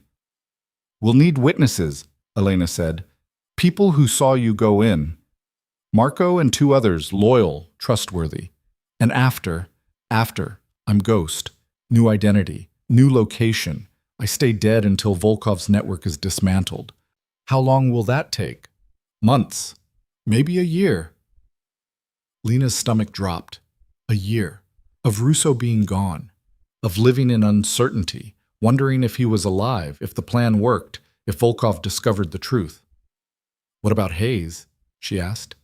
And Rook? Hayes gets turned over to the FBI. Anonymous tip. They'll find enough evidence to put him away for years. Rook. Russo paused. Rook is more complicated. You're going to kill him, Marcus said, not a question.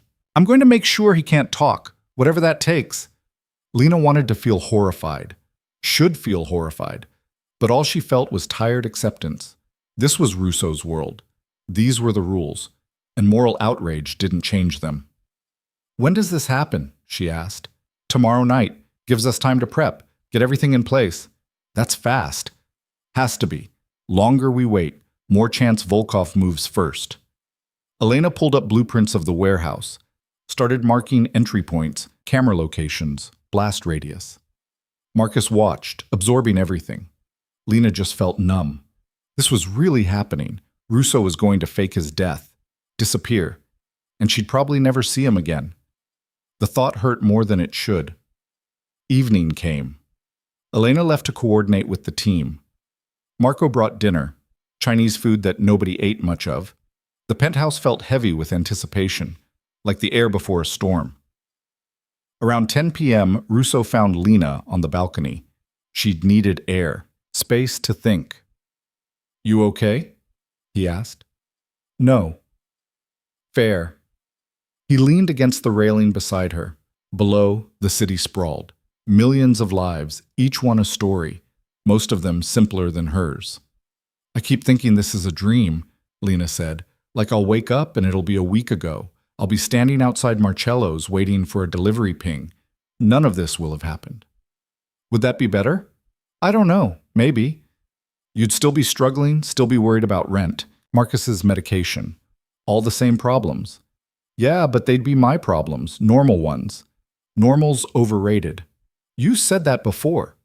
Still true. She turned to look at him. His profile was sharp against the city lights. Are you scared? Of tomorrow? Of any of it? Volkov. Faking your death. Being alone for a year while you tear his world apart. Russo was quiet, then terrified. The admission surprised her. You don't seem it. I'm good at hiding it. Why hide? Because fear is weakness, and showing weakness gets you killed. Or it makes you human. Same thing in my world. Lena shook her head. Your world is exhausting. Told you that too. They stood in silence. The wind picked up, cold and sharp. Lena shivered. Russo shrugged off his jacket, draped it over her shoulders. The gesture was automatic, thoughtless, which somehow made it mean more. Thank you, she said. For what? Everything. Saving me. Protecting Marcus. Not treating us like we're idiots or liabilities. You're not either of those things.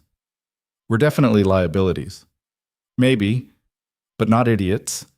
She smiled despite everything. High praise. I don't give it often. I noticed. Another silence. Comfortable. Easy. Like they'd known each other years instead of days. Lena, Russo said quietly. Yeah? After tomorrow, when I'm gone, don't try to find me. Her chest tightened. I wasn't planning to. I mean it. No matter what happens, no matter what you hear, don't come looking. Why would I? Because you're stubborn and loyal and you don't give up on people. You're not my people, aren't I? She didn't have an answer for that. Russo turned to face her fully. His expression was serious, intent. You're going to be okay. You and Marcus. I'll make sure of it. Money in an account you can't trace to me. Enough to cover his treatment. Get you out of that apartment. Start over somewhere better. I don't want your money. You need it. That's not the same as wanting it. Lena, I'm serious. I didn't ask for this. Any of it. And I don't want to be paid off like I'm some problem you're solving. That's not what this is. Then what is it? He hesitated. Whatever he wanted to say, he swallowed it. It's me making sure you're safe, that's all. And if I don't want safe? If I want… She stopped, didn't know how to finish. Want what? She looked at him, at the man who'd saved her life and complicated it beyond recognition, who was dangerous and kind and probably going to get himself killed trying to protect everyone but himself. Nothing, she said finally. Never mind. Lena. We should go inside. It's cold. She turned before he could respond, walked back into the penthouse, leaving his jacket on the railing. If he followed, she didn't hear it. That night, sleep was impossible. Again. Lena lay in bed staring at the ceiling, replaying the conversation, wishing she'd been braver, said what she meant, asked him not to go. But that was selfish, stupid. He wasn't hers, had never been hers, was just someone who'd been in the wrong place at the right time, or the right place at the wrong time. She couldn't decide which. Around 3 a.m., she gave up. Pulled on a robe, padded to the kitchen, found Marcus already there, glass of water in hand. Can't sleep either? She asked. Nope. Want to talk about it? Not really. They sat in silence, brother and sister, partners in survival, like always. This is crazy, Marcus said eventually. Yeah, but it might work. Might. You scared? Terrified. Me too. Lena reached across the table, took his hand. He squeezed back. We're going to be okay, she said. You always say that. And we always are, eventually. Counts. Marcus smiled slightly. You like him? Who? Don't play dumb. Russo. Lena pulled her hand back. That's not, it's okay if you do. He's not terrible, for a criminal. High bar. I'm serious, he could have dumped us on the street. Didn't. That means something. It means he's pragmatic. It means he cares, even if he won't admit it. Lena didn't know what to say to that, because maybe Marcus was right. Maybe Russo did care. But what difference did it make? Tomorrow he'd be gone, and caring didn't change that. Doesn't matter, she said. After tomorrow, we'll never see him again. You don't know that. Yeah, I do. Marcus studied her. You could ask him to stay. He can't stay. Volkov would kill him. So you're just giving up? I'm being realistic. Since when are you realistic? You're the one who said we'd keep the apartment when everyone told us we couldn't. Who said I'd walk again when the doctors said I wouldn't? Marcus. Who said we'd make it through everything when the whole world said we'd fail? Now you're giving up because some Russian gangster might kill the guy you like? I don't like him, and it's not that simple. It's exactly that simple. You're scared, so you're pretending you don't care. That's not… It is, and it's stupid. Lena stared at him. When had he gotten so perceptive, so willing to call her out? What am I supposed to do? She asked quietly. Beg him not to go? Tell him what? That I care about him? That doesn't change anything. Maybe it does. Maybe he's scared too. Dante Russo doesn't get scared. Everyone gets scared. He said so himself. Lena wanted to argue, but Marcus was right. Russo had admitted it earlier, on the balcony, when he thought nobody was listening. It doesn't matter, she said. This is his world, his fight. I'm collateral. Someone who got caught in the crossfire. You're more than that? You know you are. Do I? Yeah, you do. They sat in silence.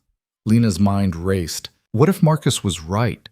What if she told Russo the truth, that she didn't want him to go, that the thought of not seeing him again hurt more than getting shot had? What would he say? Probably nothing. Probably just look at her with those dark, unreadable eyes and tell her it didn't change anything, that this was how it had to be. I'm going to bed, she said. Lena, I'll think about it, okay? I'll think. That's all I'm asking.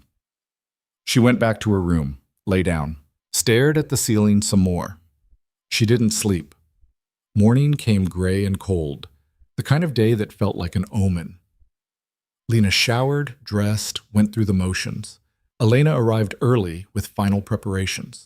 Russo was already in his office, on the phone, voice low and tense. The warehouse explosion was scheduled for 7 p.m. Everything had to be perfect. Timing, witnesses, the fire department's response. One mistake and the whole plan collapsed. Around noon, Russo emerged. Looked exhausted. He'd probably been up all night too. Elena's going over final checks, he told Lena and Marcus. I need you both packed, ready to move if things go wrong. Where would we go? Lena asked. Safe house outside the city. Elena knows the location. If I give the signal, you go. No arguments. What's the signal? You'll know it. Not comforting, but nothing about this was. The afternoon dragged. Marco brought lunch. Nobody ate. Elena paced, phone constantly to her ear, coordinating teams. Russo reviewed the plan again. And again. Looking for flaws, weaknesses, points of failure. Around 5 p.m., he called everyone together. Last chance to back out, he said, looking at Lena and Marcus specifically. You can leave. Go to the safe house now. Wait this out. We're staying, Lena said. You're sure? No, but we're staying anyway. Marcus nodded agreement. Okay. Russo turned to Elena. Status? Team's in position. Warehouse is set. Charges are ready. Witnesses are briefed. Fire department will receive the call at 7:05, police at 7:10. We've got a 20-minute window.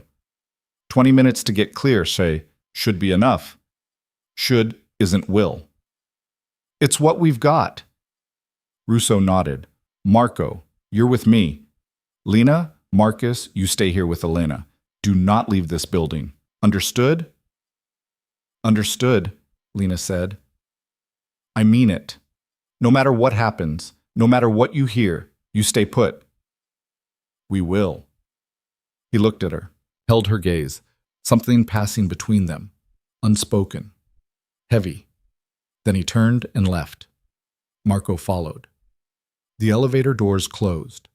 Elena immediately went back to her laptop, pulled up surveillance feeds, the warehouse from 6 different angles. Empty. Waiting.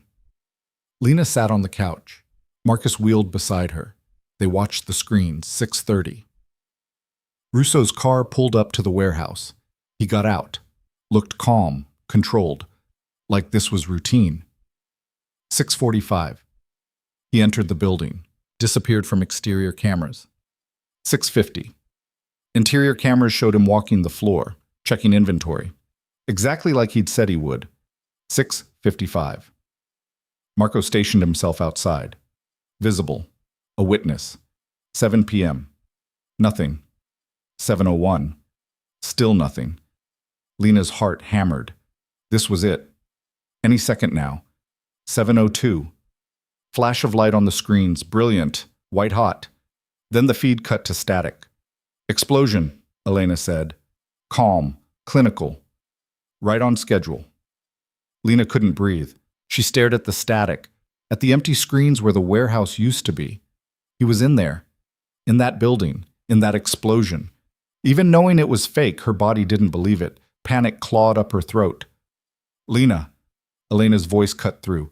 Breathe, he's fine. This was the plan. You don't know that. Yes, I do. Dante doesn't make mistakes.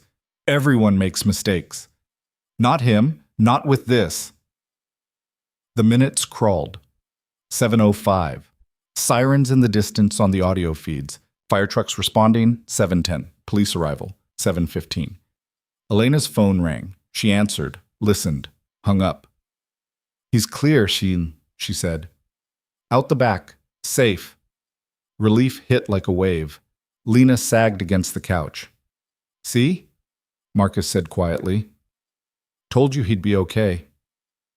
But okay was relative, because now came the hard part. The year of hiding, of dismantling Volkov's empire piece by piece, of living as a ghost. and Lena wouldn't know if he survived any of it. The news picked up the story within an hour. Explosion at industrial warehouse. 1 fatality confirmed.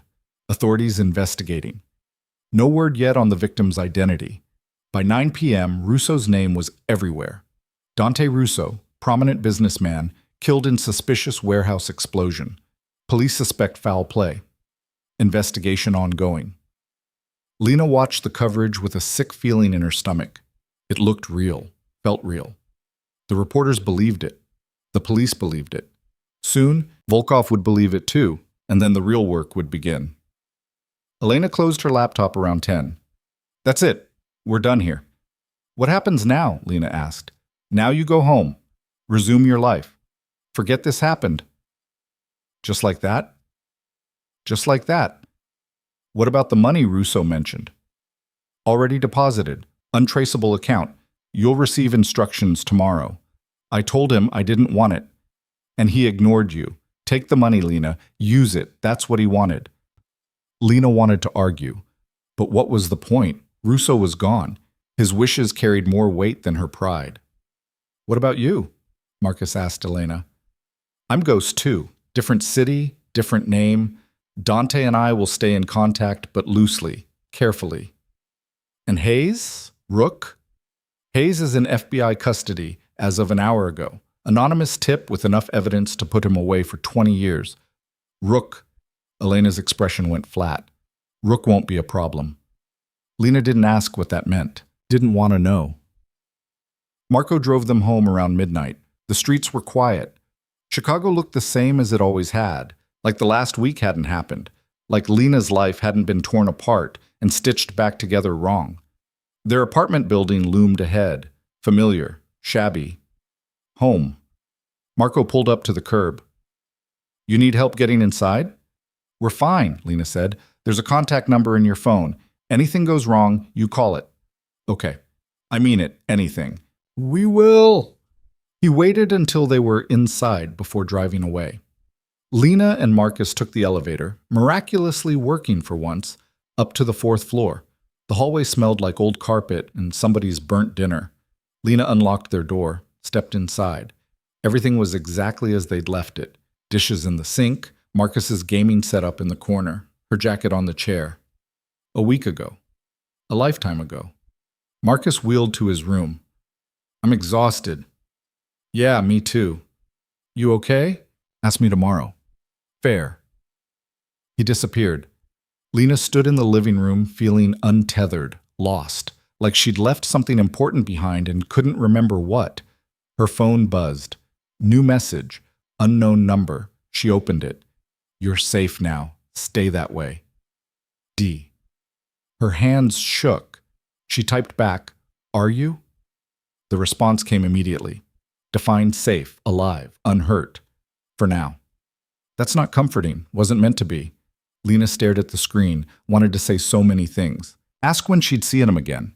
Tell him she didn't want his money, didn't want safety, just wanted... Wanted what? Him? A life that made sense? Answers she'd never get? Thank you, she typed. For everything. The response took longer this time. Don't thank me yet. Why not? Because this isn't over. Not really. What does that mean? But no response came. She waited 10 minutes. 20. Nothing. Finally, she set down the phone, went to bed, lay in the dark listening to the familiar sounds of home. Traffic outside. Marcus's breathing through the wall. The radiator clanking. Normal, safe, boring. Everything she'd wanted a week ago. Now it felt like a cage.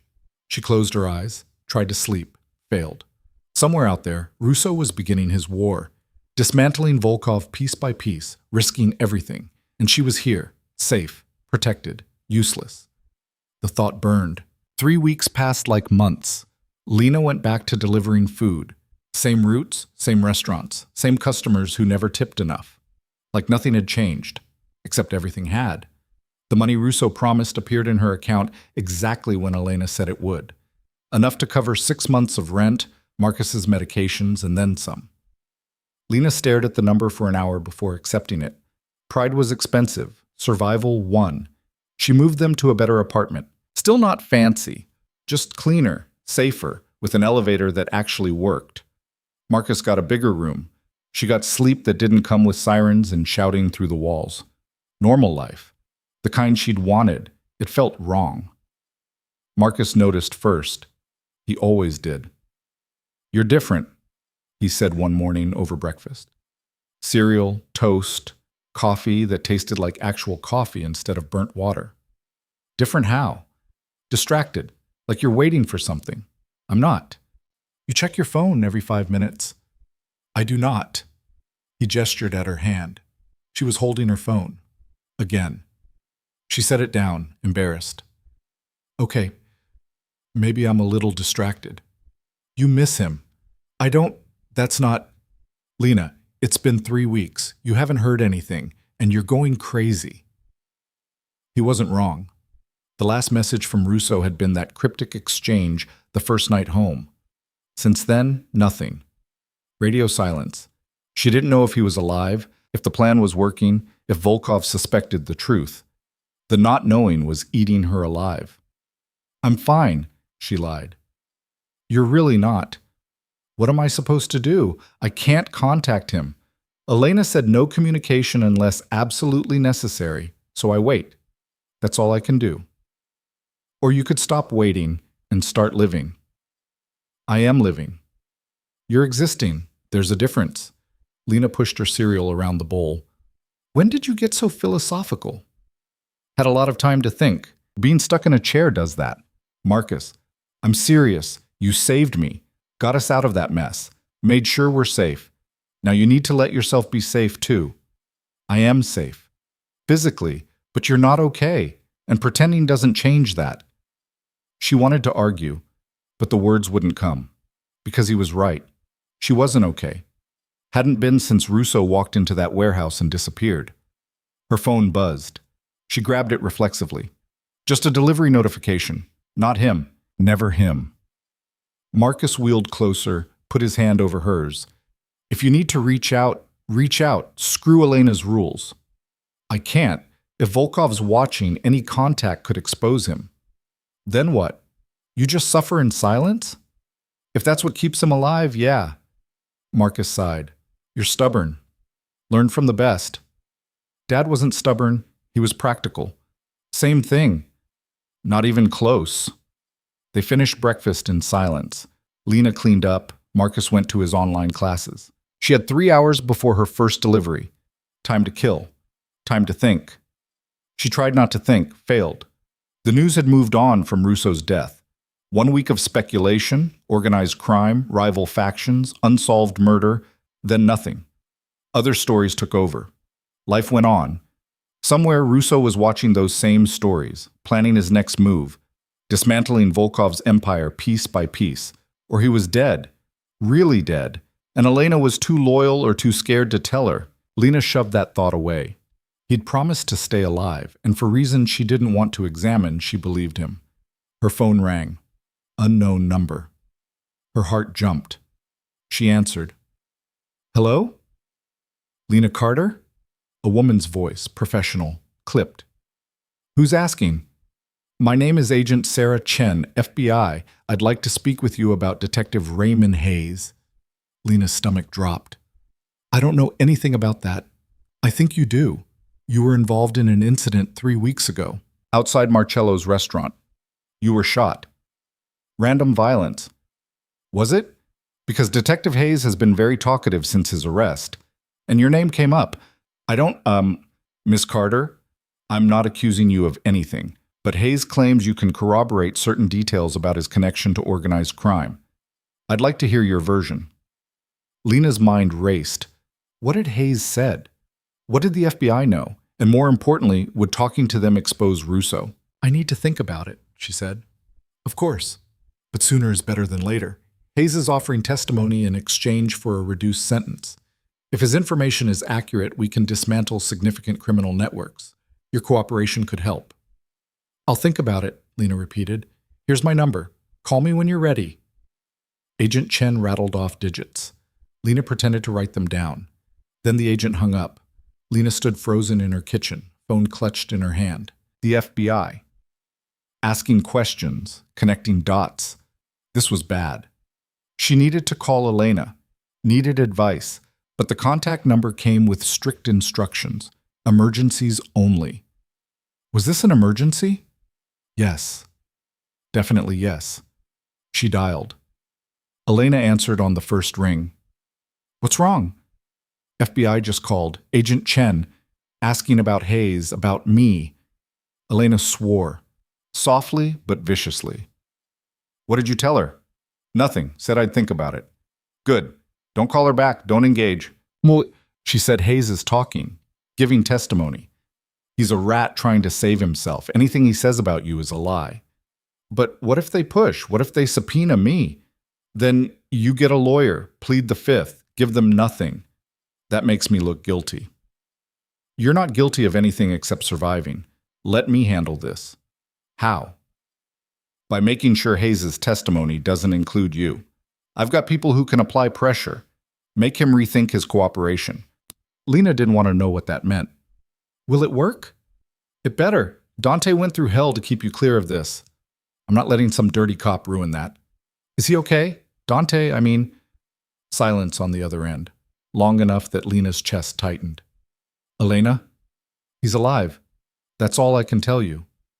That's not enough. It's all you're getting. The less you know, the safer you are. I hate that logic. So does everyone. Doesn't make it wrong. Elena hung up. Lena stared at her phone. Alive. That was something. Not much, but something. She tried to go about her day. Failed spectacularly. The deliveries were mechanical. Drive, pick up, drop off, repeat. Her mind was elsewhere, wondering what Russo was doing, if he was safe, if he thought about her. Probably not. He had bigger problems. That night, she couldn't sleep. Again. The apartment was quiet. Marcus snored softly in his room. The city hummed outside. And Lena lay awake thinking about explosions and empty promises and men who disappeared into shadows. Around 2 a.m., her phone buzzed. Message from the unknown number, the one that had been silent for 3 weeks. Need to see you. Tomorrow, noon, Navy Pier. Come alone. Her heart stopped, then started again, faster. She typed back immediately. Is this safe? No. Come anyway. Why? Because I asked. Not an answer, but somehow enough. Okay, she typed. I'll be there. No response. She didn't expect one. Sleep was impossible after that. She lay in bed watching the ceiling, counting hours. When morning finally came, she was exhausted and wired and probably making a huge mistake. She told Marcus she had a long delivery shift. He didn't believe her. She could see it in his eyes, but he didn't push. Just told her to be careful. Always am, she said. That's a lie, and we both know it. Yeah, but it sounded good. Navy Pier at noon was crowded. Tourists, families, couples taking selfies by the lake. Lena moved through them, scanning faces, looking for one she'd recognize. She found him near the far end, leaning against the railing, staring at the water. Different clothes, jeans, hoodie, baseball cap pulled low, beard he hadn't had before. But the posture was unmistakable. Russo. She approached slowly, stopped a few feet away. You changed your look, she said. Had to. Dead men don't usually walk around Chicago. Fair point. He turned to face her. The beard made him look older, rougher. But his eyes were the same, dark, intense, tired. You shouldn't have come, he said. You asked me to. I shouldn't have done that either. And yet here we are. He almost smiled. Here we are. They stood in awkward silence. Around them, people laughed and ate overpriced food and enjoyed a normal Saturday, oblivious. Why did you want to see me? Lena asked. Needed to know you were okay, that Hayes talking to the FBI wasn't causing problems. Lena said she'd handle it. She will, but I wanted to hear it from you. I'm fine, mostly. Mostly? FBI called. I didn't talk, but they're pushing. Russo's jaw tightened. I'll make sure they stop. How? Better you don't know? Everyone keeps saying that. Because it's true. Lena turned to face the water. Lake Michigan stretched endless and gray. How's it going, your war with Volkov? Slowly. He's careful, paranoid. But I'm making progress. What kind of progress? 3 of his supply lines shut down. 2 lieutenants arrested. 1 warehouse raided by DEA. You're behind all that? Anonymous tips, strategic leaks, nothing traced to me. How long until he's finished? Months, maybe longer. He's got resources I didn't account for. And you? Are you safe? He hesitated. Define safe. You know what I mean. I'm alive. That's the best I can promise. She wanted to ask more, wanted details, reassurance, something concrete. But his expression was closed, guarded, the same walls he'd had up in the penthouse. You didn't come here just to check on me, she said. No. Then why? He looked at her, really looked, like he was trying to memorize her face. Because I needed to see you, he said quietly, needed to know this was real, that I didn't imagine the whole thing. The explosion? The plan? You, us, whatever the hell happened between us. Lena's breath caught. Nothing happened. Liar. Dante, I know this is insane. Meeting here, risking exposure, but I've been underground for 3 weeks, and the only thing keeping me sane is knowing you're okay, that I didn't get you killed. You saved my life. I ruined it. No, you complicated it. There's a difference. He laughed, short, bitter. Complicated. That's generous. I'm a generous person. You're a stubborn person who doesn't know when to walk away. Sounds like someone else I know. They fell quiet. The wind picked up, cold off the lake. Lena shivered. Russo moved closer, blocking the wind with his body. The gesture was automatic, protective. You should go, he said. Being seen with me is dangerous. For who? Me or you? Both. Then we're both taking the same risk. Lena, stop. Just stop pushing me away. I'm here. You asked me to come, so let me be here. He stared at her, something shifting in his expression, softening. You're going to get hurt, he said. Probably. But that's my choice. It's a stupid choice. Maybe, but it's mine. He reached out, hesitated, then tucked a strand of hair behind her ear. The touch was gentle, careful, like she might break. I can't give you normal, he said quietly. I can't give you safe or simple or any of the things you deserve. I didn't ask for normal. You should. Too late. It's not. You could still walk away. Forget this. Forget me. Could you? Forget me? He didn't answer, which was answer enough. Lena stepped closer, close enough to feel his warmth. I don't know what this is, what we are, but I know I can't stop thinking about you, wondering if you're alive, if you're safe, if you regret saving me. I don't regret it. Then stop telling me to leave. I'm trying to protect you. I don't want protection. I want... She stopped, didn't know how to finish. Want what? His voice was rough, low. You, this, whatever insane thing is happening between us. He closed his eyes. That's a terrible idea. Probably the worst I've ever had. You'll get hurt, or worse. So will you. I'm used to it. That doesn't make it okay. He opened his eyes, looked at her with such intensity it felt physical. I'm trying to do the right thing here. Since when do you care about right? Since I met you. The words hit like a punch, honest, raw, everything she'd wanted to hear and terrified of at the same time. Dante. He kissed her. It wasn't gentle, wasn't careful, was desperate and messy and tasted like 3 weeks of silence and loneliness. Lena's hands found his jacket, pulled him closer. His arms wrapped around her, solid and real and alive. When they finally broke apart, both breathing hard, Russo rested his forehead against hers. This is stupid, he whispered. Yeah. You should run, far and fast. Not going to. I know. They stood like that for a long moment. Then reality crashed back. The crowd around them, the risk, the impossibility of what they were doing. Russo pulled back. You need to go, before someone recognizes me.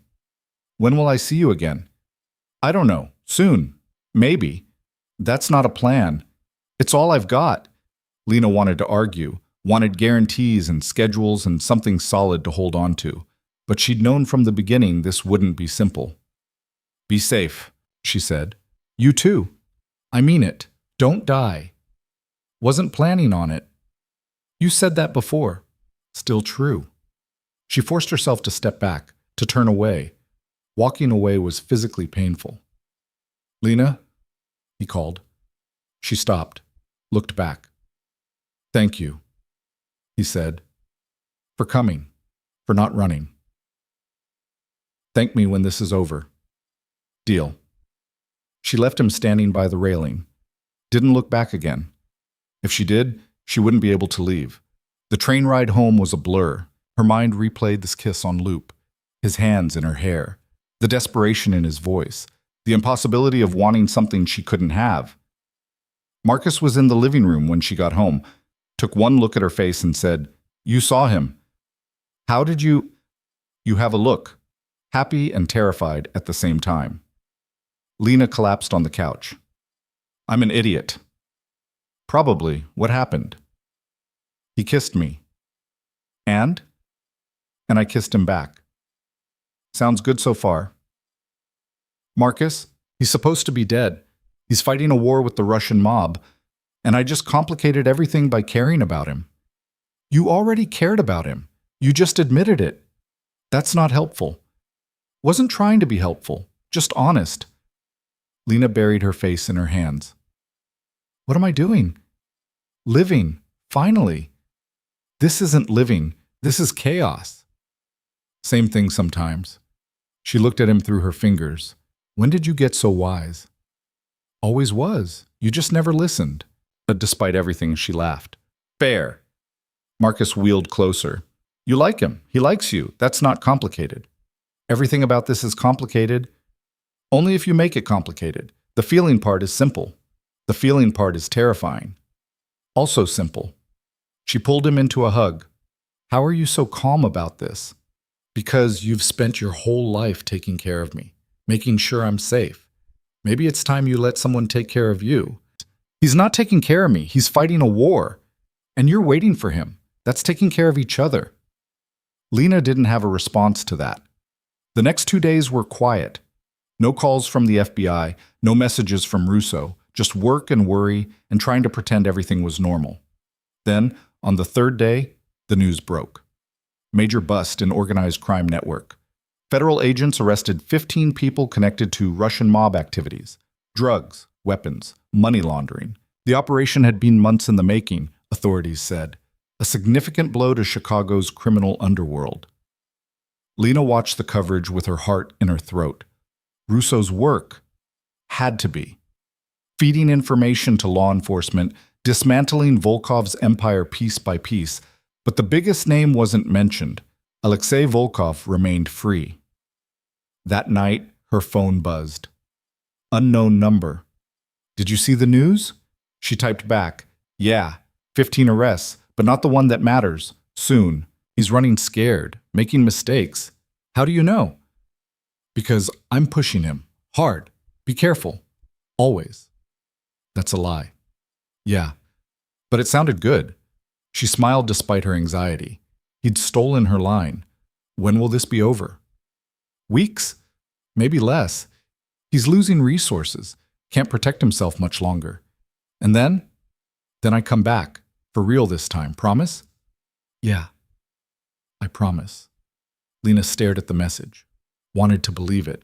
Wanted to think there was an end to this. A future where Russo wasn't hiding. Where they could figure out whatever this thing between them was. I miss you, she typed. Then deleted it. Too much. Too vulnerable. Stay safe, she sent instead. You too. The messages stopped. But the feeling didn't. She missed him. Missed someone she'd known for less than a week. Someone who'd turned her life upside down. It was stupid. Reckless. Completely insane. She didn't care. Another week passed. More arrests. More news coverage. The FBI was calling it Operation Clean Sweep, the biggest organized crime bust in Chicago history, and still no Volkov. Lena went through the motions, deliveries, meals with Marcus, sleep that came in fits and starts, waiting, always waiting. Then, 10 days after their meeting at Navy Pier, her phone rang. Unknown number. She answered without thinking. Lena Carter. Not a question, a statement, male voice, accent she couldn't place.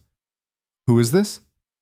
A friend of Dante Russo, or rather, someone who wants to discuss his very not dead status. Ice flooded her veins. I don't know what you're talking about. Please.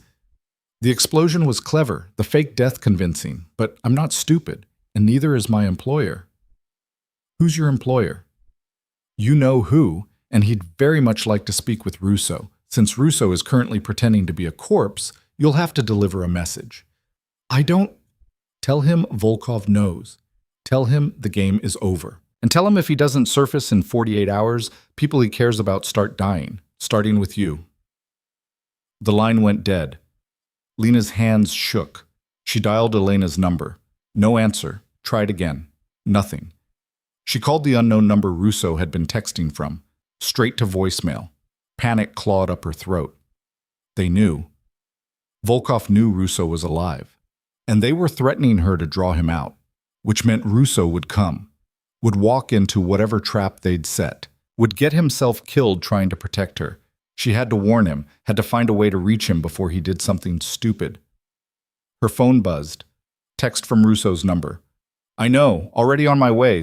Stay inside, lock the doors. Elena's sending protection. Don't come, she typed frantically. It's a trap. I know that too. Then why? Because they threatened you. That's not negotiable. Dante, please, I'll be fine. Trust me. I do trust you. That's not the point. Then what is?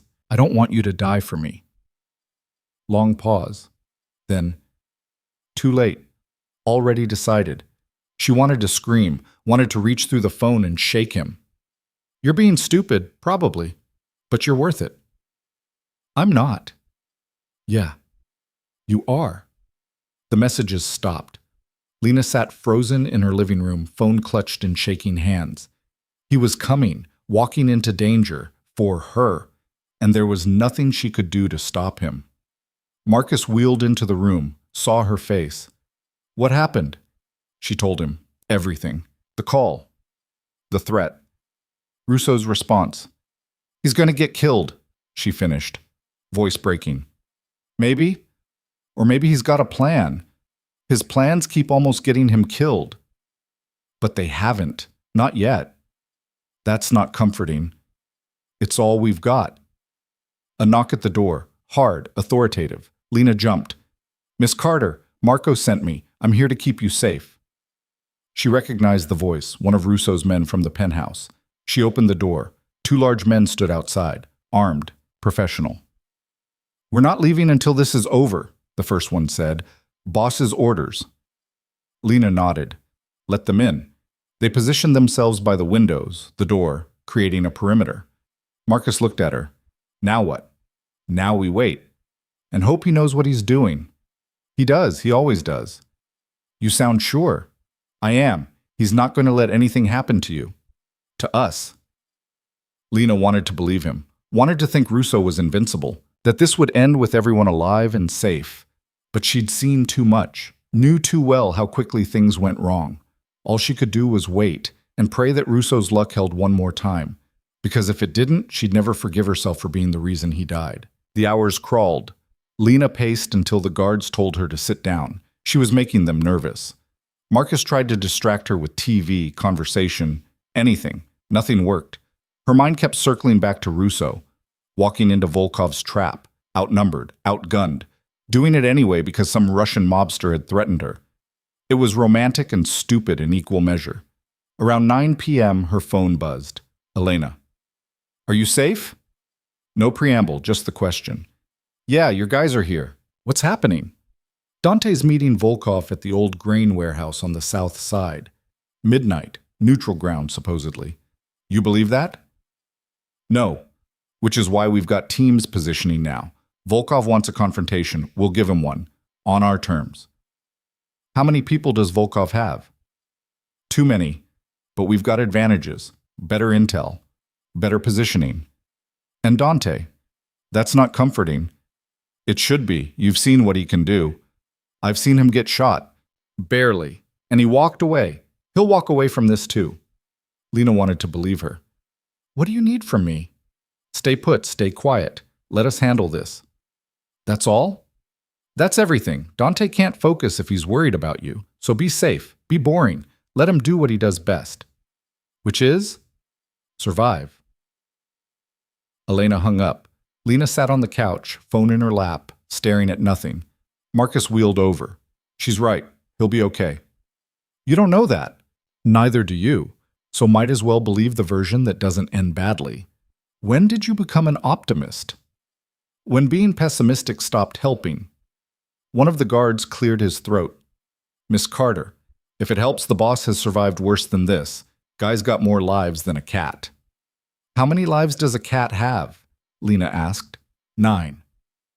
How many has he used? The guard paused. At least 7. That's not helping. Sorry. The clock ticked toward midnight. Each minute felt like an hour. Lena checked her phone obsessively. No new messages, no updates, just silence. At 11:30, Marcus fell asleep in his chair. Exhaustion finally winning. Lena envied him. Her mind wouldn't shut off long enough to rest. 11:45, 11:50. Midnight. Her phone stayed silent. 12:15. Still nothing. 12:30. Lena was ready to climb the walls. Then, at 12:43, her phone rang. Elena. She answered. What happened? It's done. Relief flooded through her. Dante's okay? Alive, breathing, bleeding a little, but nothing serious.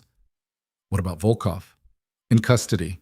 FBI picked him up 20 minutes ago. Anonymous tip with enough evidence to put him away for life, along with what's left of his organization. So it's over? Yeah, it's over. Lena's legs gave out. She sat hard on the couch. Really over? Really, Dante's coming to you now. Should be there in 30 minutes. He's coming here? Apparently you're the first person he wants to see. Can't imagine why.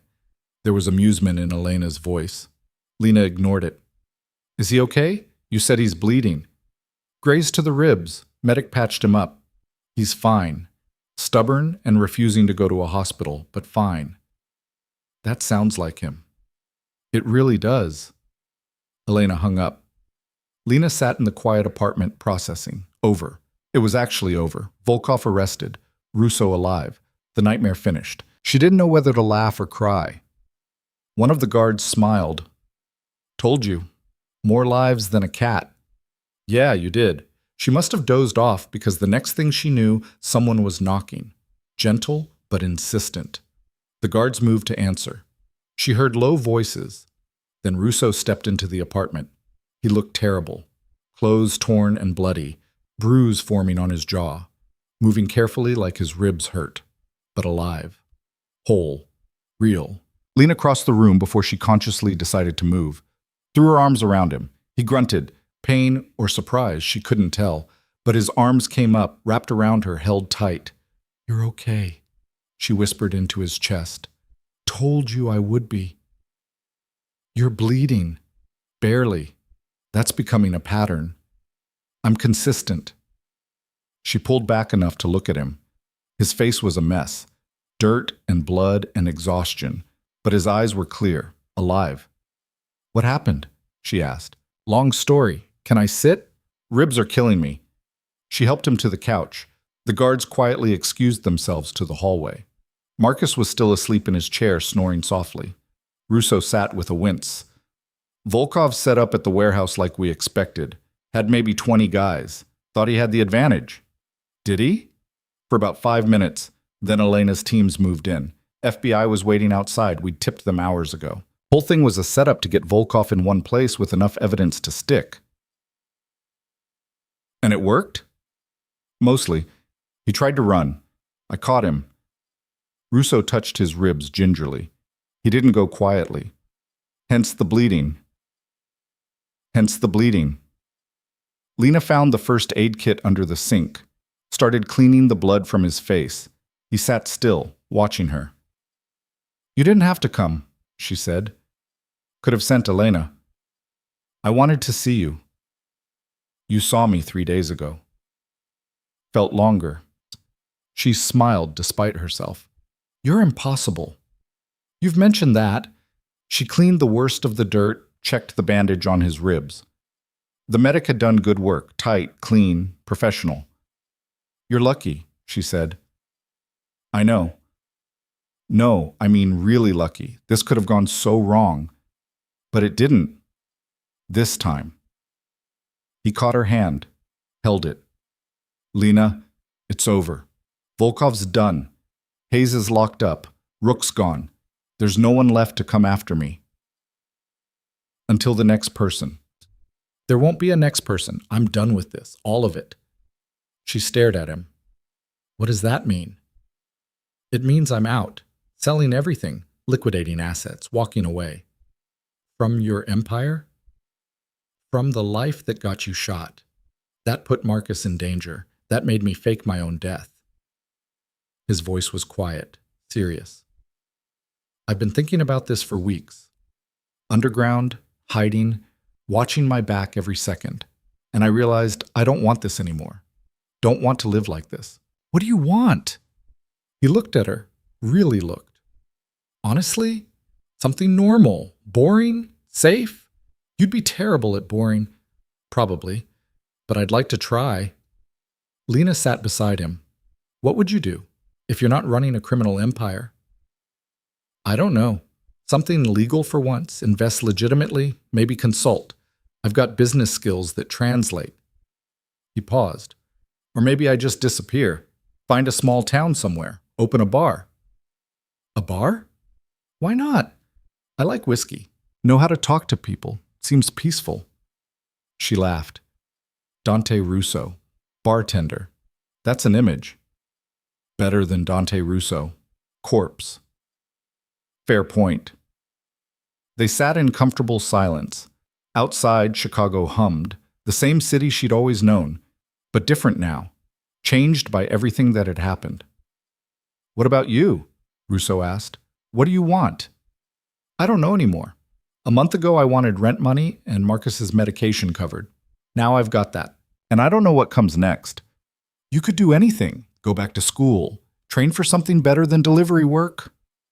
Maybe. Feels weird planning a future when the present's still settling. It'll settle. Give it time. She leaned against him, carefully avoiding his injuries. I'm glad you're alive. Me too.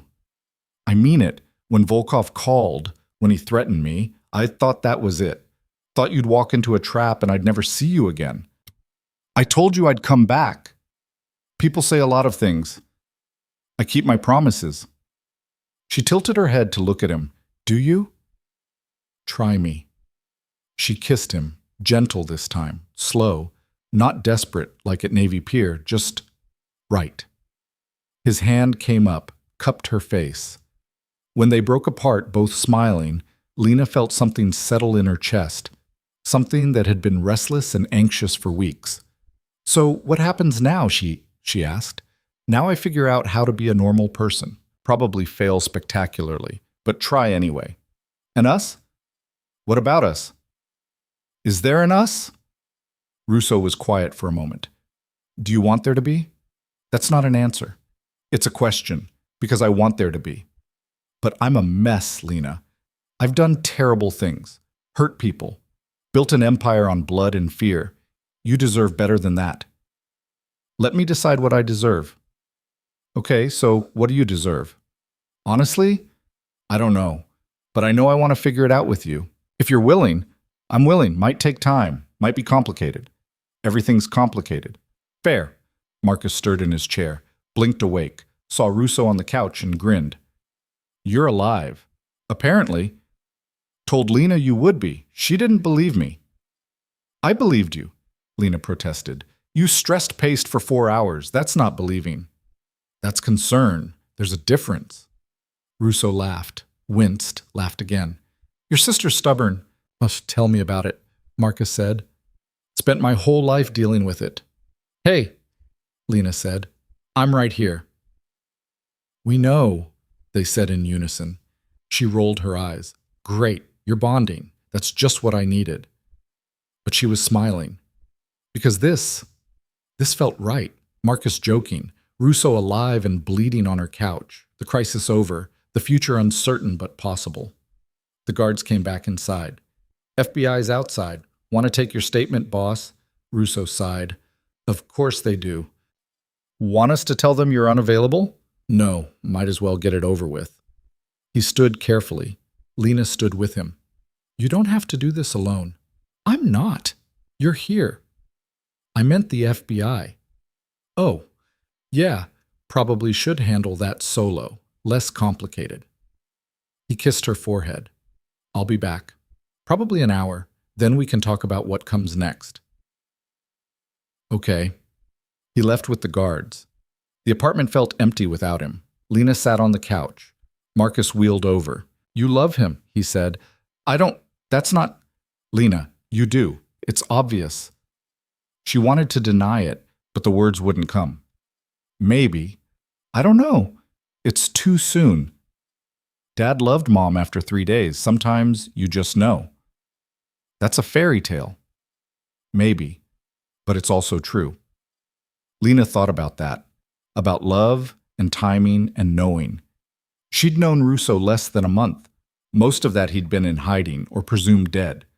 But Marcus was right. She knew, felt it in her chest. Terrifying and real. What do I do? She asked. You tell him, eventually, when you're ready. And if it doesn't work out, then it doesn't. But at least you tried. Since when are you a relationship expert?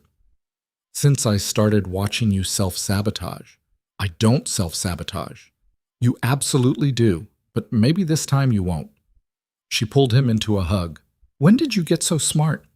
Always was. You just finally started listening. Russo came back 90 minutes later. Looked exhausted but relieved. FBI's satisfied. For now, they've got Volkov. That's all they really cared about. What did you tell them? That I was investigating Volkov independently, gathering evidence. Faked my death to avoid retaliation. Technically, not a lie. Just not the whole truth. Truth's overrated. Lena made coffee. They sat at her small kitchen table. Nothing like the penthouse, but infinitely more comfortable. Russo looked around, taking in the modest apartment. This is nice, he said. It's small. Small's good. Manageable. You lived in a penthouse. That was work. This is… He paused, searching for the word. Home. You've been here 20 minutes. Still feels more like home than anywhere I've been in years. Lena didn't know what to say to that, so she just squeezed his hand across the table. They talked for hours. About the future.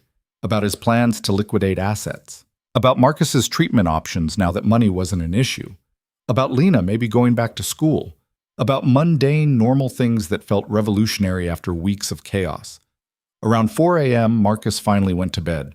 Russo looked ready to collapse but didn't move. You should sleep, Lena said. Probably. There's a couch. Or I could go home. Except I don't have a home anymore. Penthouse is sold. Warehouse is evidence. Everything else is in Elena's name. So you're homeless, technically. That's sad. It's liberating, no attachments, no property to defend. Nowhere to sleep. Minor detail. Lena stood, extended her hand. Come on. Where? My room. You need sleep. I've got a bed. Lena, don't make it weird. You're exhausted. I'm exhausted. We're adults. We can share a bed without it being complicated. Everything about us is complicated. Then one more complication won't hurt. He took her hand, let her lead him to her room. It was small, barely fit the bed and a dresser, but it was clean and the sheets were soft, and when Russo lay down, he was asleep in seconds. Lena curled up beside him, careful of his injuries. His breathing evened out, steady, alive. She fell asleep listening to it. Morning came gentle, sunlight through thin curtains. The smell of coffee, Marcus must have started a pot, and Russo still beside her, awake but not moving. "Morning," she mumbled. "Morning." "How long have you been awake?" "Whoa." "An hour, maybe 2. Why didn't you get up?" "Didn't want to wake you." She rolled over to face him. His bruises looked worse in daylight, purple and ugly, but his eyes were clear. "How do you feel?" she asked. "Like I got hit by a truck, but alive, so that's something." "Your ribs?" "Hurt, but manageable." She traced the edge of a bruise on his jaw, feather light. He closed his eyes. "I could get used to this," he said quietly. "To what?" "Waking up, without immediately calculating threats or checking security feeds or wondering who's coming for me. Just waking up. That's called normal life. It's nice. It can be boring. I'll risk it." They lay in comfortable silence. Then Russo's phone buzzed. He checked it, smiled. "Elena, Volkov's being transferred to federal holding. No bail. Trial set for 6 months from now. Will you have to testify?" "Probably, but as a concerned citizen who gathered evidence, not as whatever I actually was. A criminal mastermind? That's generous." "I try." He set down the phone, looked at her seriously. "I meant what I said last night, about being done, walking away. I know.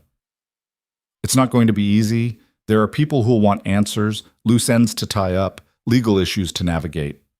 I know that too. And I'm going to need help.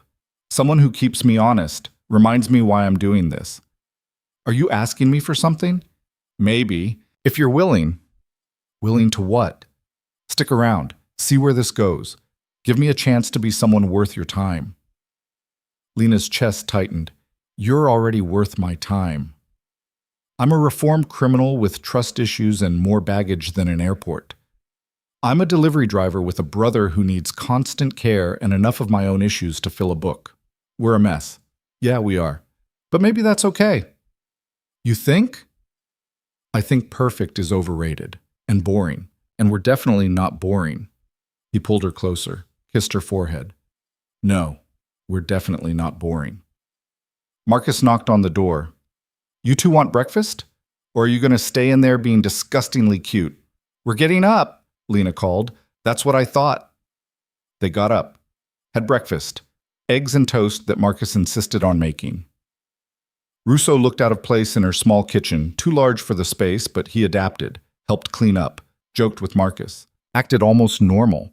It was strange and perfect, and Lena found herself thinking this could work, this impossible thing between them. Over the next few weeks, Russo made good on his promises, sold his remaining assets, set up legitimate businesses, consulted for security firms. Ironic, he said, but profitable. He found an apartment, nothing fancy, just a 1-bedroom in a decent neighborhood. He and Lena saw each other constantly, dinners, movies, long walks by the lake, normal couple things, complicated by his past, by her caution, by the fact that they'd started in gunfire and chaos. But they made it work. Marcus thrived. The money from Russo's account paid for better treatment, physical therapy that actually helped. His mobility improved. Not miraculously, life didn't work that way, but measurably. He smiled more, complained less, seemed lighter. "You're happy," Lena said one night, 3 months after everything ended. "Yeah, I am." "Because of the treatment?" "But because we're safe. Because you're happy. Because I don't have to worry about rent or medication or whether we'll make it another month. We always made it. But it was hard. Now it's not. That's worth being happy about." She hugged him. "Yeah, it is." 6 months in, Russo asked her to move in with him. She said yes. They combined their lives, her modest furniture with his minimal possessions. Marcus got his own room, bigger than the old apartment, with a view. It wasn't perfect. Russo had nightmares sometimes. Woke up reaching for weapons that weren't there. Lena had moments of doubt. Wondered if she was crazy for trusting someone who'd built his life on violence. But they talked through it. Went to therapy. Russo's idea, surprisingly. Worked on being honest. Being open. being the kind of people who could build something real. A year after the explosion that faked his death, Russo took Lena back to Navy Pier. Same spot where he'd kissed her, where she'd realized she couldn't walk away. "Why here?" she asked. "Because this is where it started, really started. I thought it started when you carried me into Marcello's bleeding. That's when we met. This is when we chose each other." He pulled out a small box. Lena's breath caught. "I'm not good at this," he said. "The romantic gesture thing. But I know what I want. And I want you. Permanently. If you'll have me. Dante. I know I'm a disaster. I know my past is messy, and there are still people who'd prefer I stayed dead. But I'm trying to be better. Be someone you can build a life with. And I love you. Have for a while. Just took me time to say it." Lena's eyes burned. "You love me?" "Yeah,